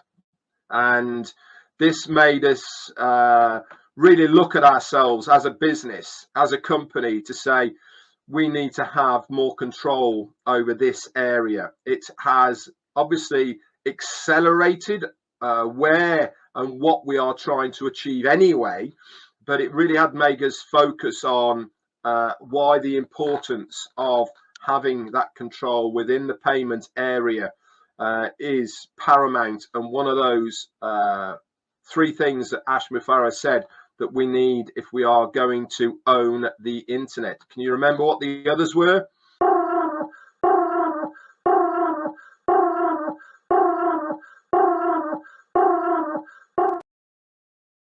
So yeah, as you heard, good old Red Redfern there, the way he worded that, he puts the blame onto the O founders. Like, they're not following the instructions properly. You know, things aren't working because it's their fault. And we see this over and over again. There's been numerous times where I've called this out on my channel and been like, why are you blaming the O founders when this is not even their fault? So, the last one that we're going to talk about is in calculating irrational fears about leaving the group or questioning the leader's authority. Are they told that there's no happiness or fulfillment possible outside of the group? I mean, yeah, technically, if you want to save the world and have the best tech and promote your business and do anything else that you can possibly imagine, you have to be on non-passive to do it. Is there a terrible consequence if you leave? And here they have a fear of missing out on a great opportunity and to be a part of the new tech giant, which is a big thing. I mean, if you're into technology, especially, being a part of the new tech giant would be awesome. So some people in this are into tech. They might know a little bit, but for whatever reason, they ignore it when the people here are wrong and they're talking about it. So the thought of not being a part of that might actually add to them not wanting to leave, right? Is there shunning of those who leave? Yes. And is there a fear of being rejected by friends and family and even shaming of those who leave? Yes, and you could see that especially in how Marina Fervit was talked about with me by Ash Mufareh when I mentioned that she was still waiting for her refund she was promised, that she had to wait a very long time for it, and that she got a runaround. Ash immediately started saying that she was a scammer and going off about her. But he'll do that to other people too. He talks about the detractors all the time, or the ex-founders, people who left. Oh, they just didn't see the vision, right? Scam Chance is a low-quality tech giant. Yeah, but again, to people who don't know technology, it would seem like it is a big tech giant, right? Right? There's never a legitimate reason to leave, and those who leave are weak, undisciplined, brainwashed by family or the haters, or seduced by money. Or they just don't care about saving humanity with Obless, which has actually been used against them. Like, what, you don't care about saving the world with Obless? We're here to save all of humanity with ONPASSIVE. Why don't you want to be a part of that? We will give you purpose. Does it do threats of harm to ex-members and family? It does not directly threaten ex-members or family, as far as I'm aware. Hey, if you know something else, you let me know. But it will threaten constantly to harm their finances and their generational wealth to their community, which again, if you're in a group like the Hyderabad group or the PNG group or the HMON group, you have a whole extra layer of that community where you feel obligated to that group, right? Phobia indoctrination is so true. My ONPASSIVE friend is terrified of saying the wrong thing or leaving because he thinks he's being assessed by Ash on how he behaves. He's scared that he'll lose out. Yeah, the fear of missing out is a big thing. It's kind of like that. But what if they do what they say they're going to do, and I leave right before they're about to do it? And that's constantly over their heads over here, right? It's constantly over their heads. Well, we're just about to do this amazing thing. It's always, we're just about to do something fabulous. And so you don't want to leave yet. And then you're basically just living in that FOMO constantly when you're in ONPASSIVE, right? So you really don't want to miss out on it. So they may not directly threaten harm on you or your family if you leave, again, as far as I'm aware, but they will say, like, you're going to regret this, you're going to screw over your generational wealth, you're going to let down the community, and that kind of thing, which can seem like threats of harm. If you're in a cult and people are telling you that, that sounds harmful to you. So that's not physical harm, it's emotional harm that they threaten here, and then harm to your bank account, I guess you could say. So ONPASSIVE Review has posted a couple of amazing videos I would like to showcase here that shows Ash's personality fully. All right, I'll play the first one for you. Just take a little listen. This is when Ash is saying that everything in ONPASSIVE is just A-okay. Be there Saturday, everybody. Get the updates and Yeah.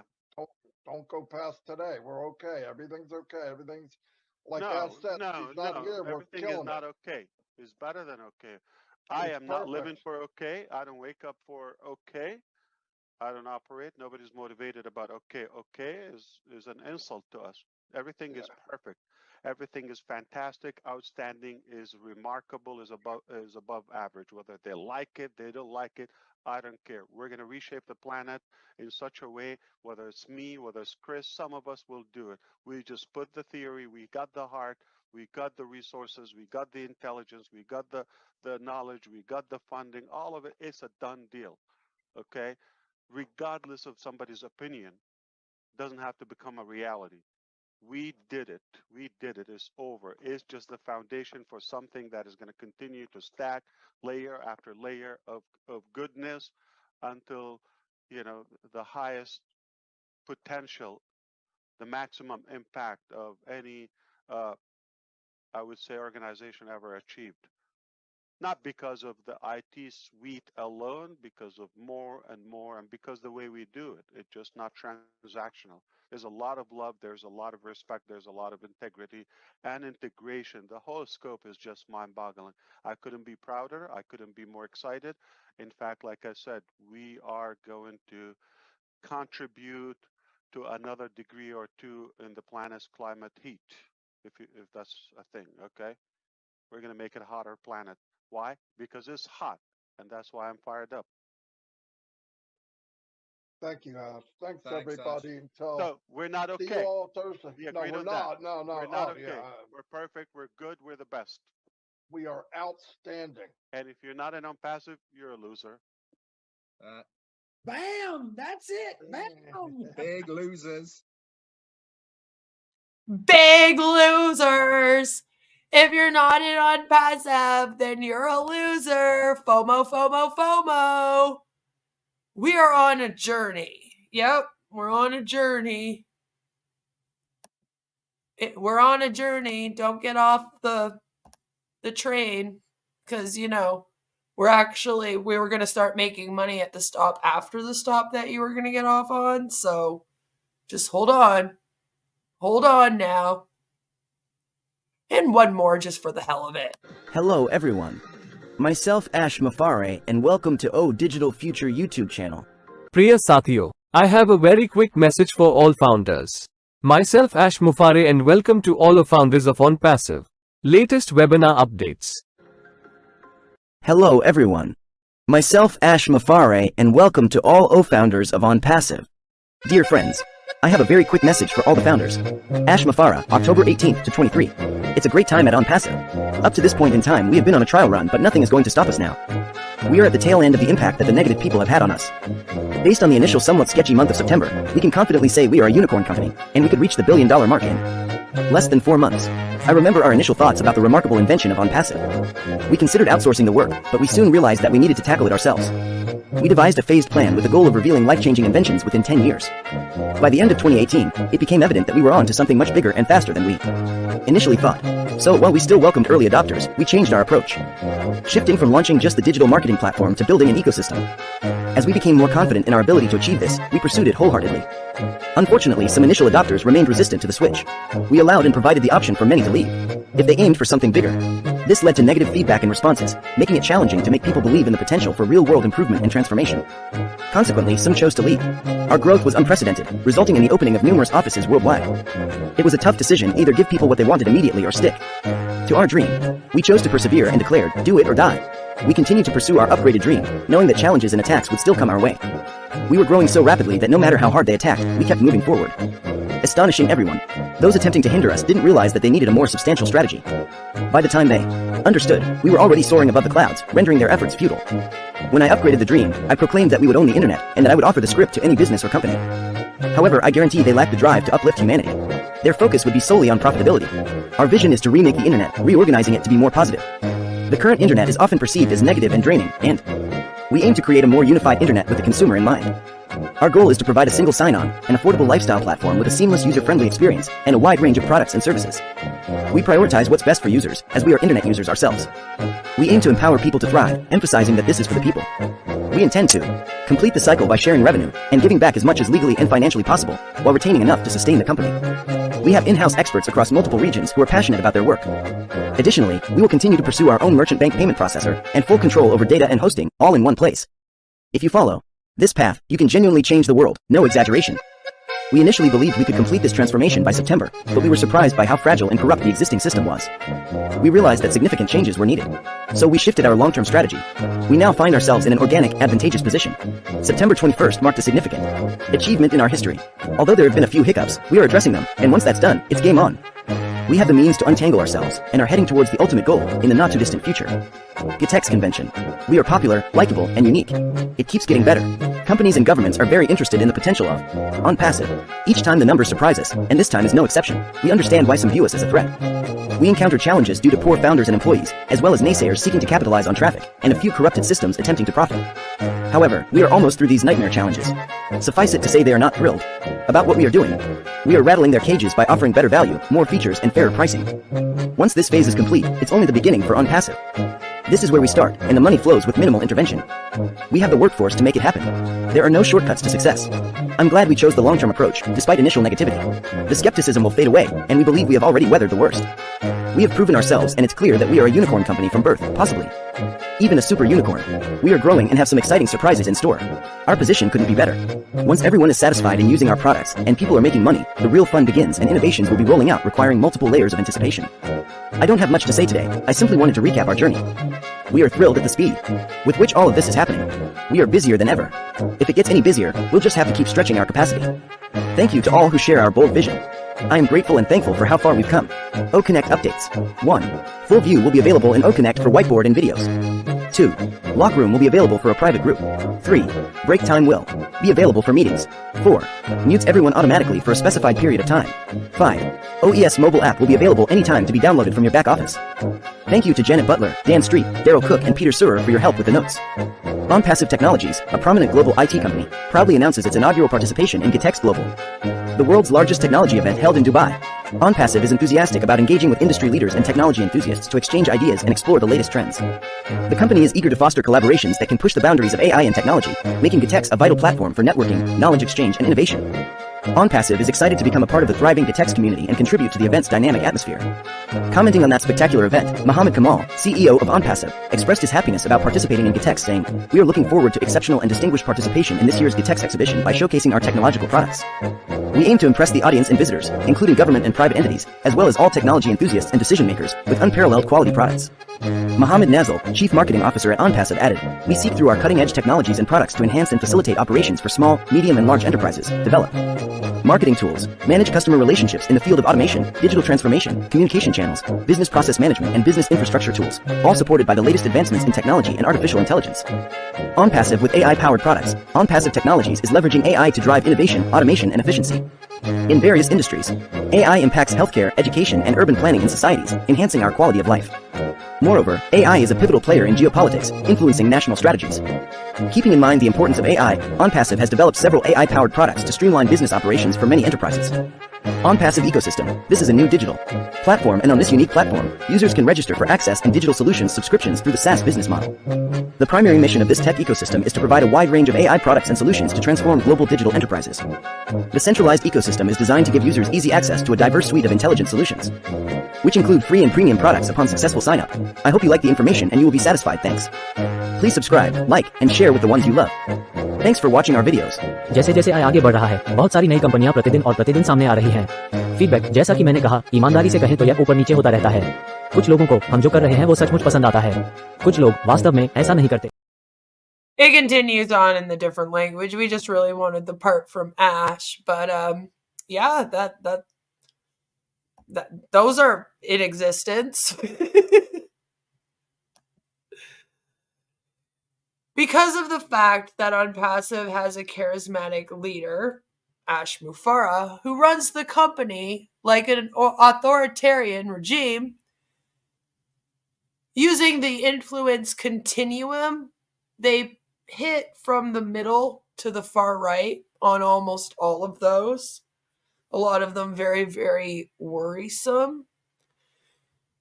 And going through the bite model, hitting almost every single point on there, I have very good reason to believe that ONPASSIVE is not only a commercial cult, which I consider all multi-level marketing companies to be, but it's also a cult of personality surrounding, of course, Mr. Ash Mufareh. Something is keeping them there, and it's not the products. It's Ash and the fact that this thing is very much a cult. So it's my personal opinion that you can now go forward in your life and you can claim ONPASSIVE is 100% a cult of personality. And that's all I have for you today. Don't worry, I won't keep you for another 4 hours. I myself didn't realize this was going to be 4 hours, but I felt it extremely, extremely necessary. as I'm continuously getting asked, what is it that keeps people in here? And it's a mixture of everything that we discussed today. All of it together. Okay, when you're in this thing and you're a member and you're experiencing every single thing that we just talked about, okay, you are 100% indoctrinated into this world, this reality, this belief system in Ash, right? And you are completely manipulated into this thing. And like I said, you have a completely different map of reality. And that's why it's hard to talk to somebody that's in these. Right? And that's why when you say to them, listen, the products aren't working, they say, yes, they're amazing. It's because of that disconnect that they have to reality. They don't see things the way that we see things. They see everything in this thing with rose petal glasses on, with Ash's face right in the middle of them. Okay? And so you have to really look at it from their point of view. And when you look at this thing from the point of view of just your everyday member, when you look at it as the point of view from the leader, take a look at Ash and who he is and everything that he stands for here and how he runs this thing with his authoritarian control. And then when you look at how this whole group and its group mentality works, along with, like I said, all of these little subgroups, right? And then also being a part of the LCs, for example, you can even look at that as a separate thing if you want and go through the whole continuum. Everything is pretty worrisome here. And the disconnect is pretty high. And they definitely are all, like I said, living in their own reality. And I hope that from now on, maybe this stream could help people understand it more. Understand what a cult of personality is, what makes it, and why ONPASSIVE is one. And then maybe you can also get a better understanding of what keeps people here. Because we've touched on this briefly in the past. I've done another stream where we kind of went through the BITE model and talked about what makes a cult and blah, blah, blah. But I felt that we should go through it and really, really look at ONPASSIVE fully, using all of the tools, even the pyramid and everything. And it's my personal belief that this thing is quite the cult of personality and that it is very, very worrisome, especially since there is a financial scam involved with it. So it also fucks with people's finances on top of all of this, right? Those 50 products are going to be fully cranked out in about 80 years. And see, and that's also why the focus isn't on the products. It's not about that even to Ash. Ash just does the bare minimum with these products so that people continue to believe. Everything that Ash does here in terms of putting the business forward, I guess you would say, making the business grow, marketing it, and all of that is just used as tools of control. And I really do believe that. And when you're going through with all of this, you see that as well. He doesn't give a fuck about the products or the technology here. He doesn't even know it. Like, this is what I mean. He barely even learned it.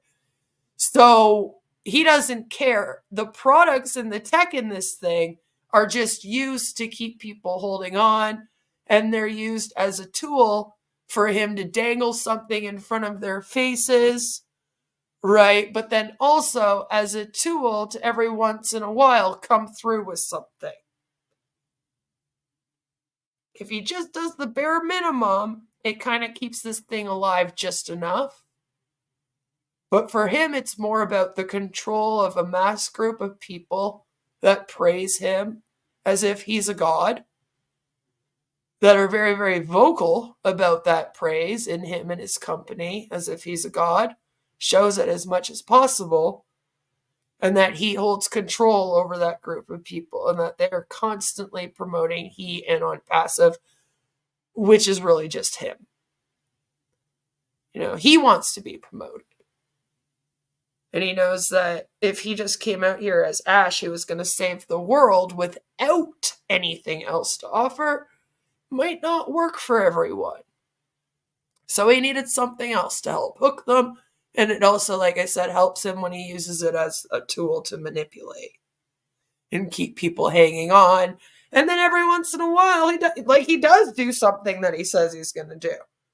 It'll just be in a bare minimum form, like releasing the O Connect, but it's like crashing all the time. Right? So, now going forward, I hope that you guys have a better understanding of kind of how all of this works and why people are stuck in this thing, if you will. I've met some narcissists in my time, but Ash is the king of narcissists. Oh, stay tuned. I'm going to introduce you, hopefully by the end of the week, to someone who comes very, very close to Ash, which is also why I wanted to do this, so that you can have a full understanding of cults of personalities, because we're going to be talking about a few of them this year. But that was ONPASSIVE, and why I believe it to be a cult of personality, using as many examples as I could possibly think of. If you think of more examples, please do leave them down below. Tell me the things that maybe I missed. I'm sure there's things here that I did not mention that you guys will think of. And so please do. A lot of the clips from my channel that I was just showing today are from ONPASSIVE Review, so please be sure to go and give them a sub if you haven't. If you're here watching me for ONPASSIVE content, you will also want to be subbed to them as well, as they are one of the A-Log clipping channels. A bunch of the other clips that I got came from Scam Passive's channel, which is also here. Please go and subscribe to it as well, because I know that there's at least 300 of you that are in it to win it over here on my channel, and you're watching my stuff. So please go and subscribe to those two channels. I really do use their clips for my content. They really do help me out. If you want to start a channel of your own, go for it. Continue to take the screenshots, like I said, of any of the comments that you guys see that you think that we need to keep track of. Because the more proof that we have, I'm not done gathering evidence. Just because I did this stream today doesn't mean I'm done gathering evidence. I am continually going to be proving this to be a cult of personality, just like I have been. Just this one puts it all in a nice little bow for you. We go through exactly how to do it and what it all means and blah, blah, blah. We have some examples. It's a good one. But don't you worry, I still plan on calling them out at every single turn that I possibly can going forward. And I think we're going to start tomorrow, I believe it is. Is it tomorrow? We're going to start by talking about another Marty and Chris stream, because they are the most vocal in this right now, even more vocal than Ash. So I hope you all enjoy the rest of your MLM Mondays. Mark says, Ash often gets annoyed when some of the SLCs get praise from other founders. He makes a joke about it, but you can see he doesn't like not being the center of attention. Yes, he really does hate it. And that's what I mean. I feel like if it wasn't all about him, then that wouldn't bother him as much, right? Little things like that you pick up on when you're watching him. Congratulations. Now you know almost as much as I do about how to tell if there's a cult of personality. So good luck to you as you go out here into the world. You're going to be watching a lot of communities now going, oh God, well, what is this? What is this? But this thing definitely is. And I hope that this kind of answers questions as to what keeps people there. Why do they stay? No, you don't have to be stupid to fall for this. In fact, they prey on people with intelligence more than they prey on dumb people. What ONPASSIVE is looking for is maybe people that are not tech intelligent. And that's their favorite type of person to prey on. If you're from another culture in another country, hopefully third world, barely have access to the internet, allegedly you're their perfect target base. And that makes no sense for a technology company, now does it? Which again goes to show that this is more about Ash just having a group of people to praise him and anything that he does. And less about, making these products and helping them. Which I really wish that they would open their eyes to. But again, they're seeing it all in their ash rose-colored glasses. So guys, I hope the rest of you all have a fabulous, fabulous day. Shout out to my replay crew who maybe couldn't see the stream.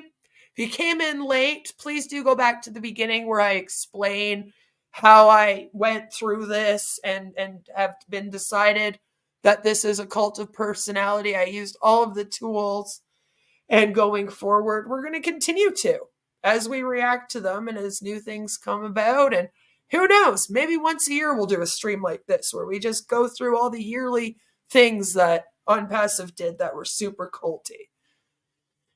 No matter where you are, what you're doing, I hope that you all have a fabulous, fabulous rest of your MLM Mondays. And just like always, don't join ONPASSIVE. It's a cult of personality. And here is the song. The In It to Win It song, which a lot of people have dubbed the theme song of ONPASSIVE. I believe they've even dubbed it their theme song. And is yet again another example of how culty this is. Enjoy.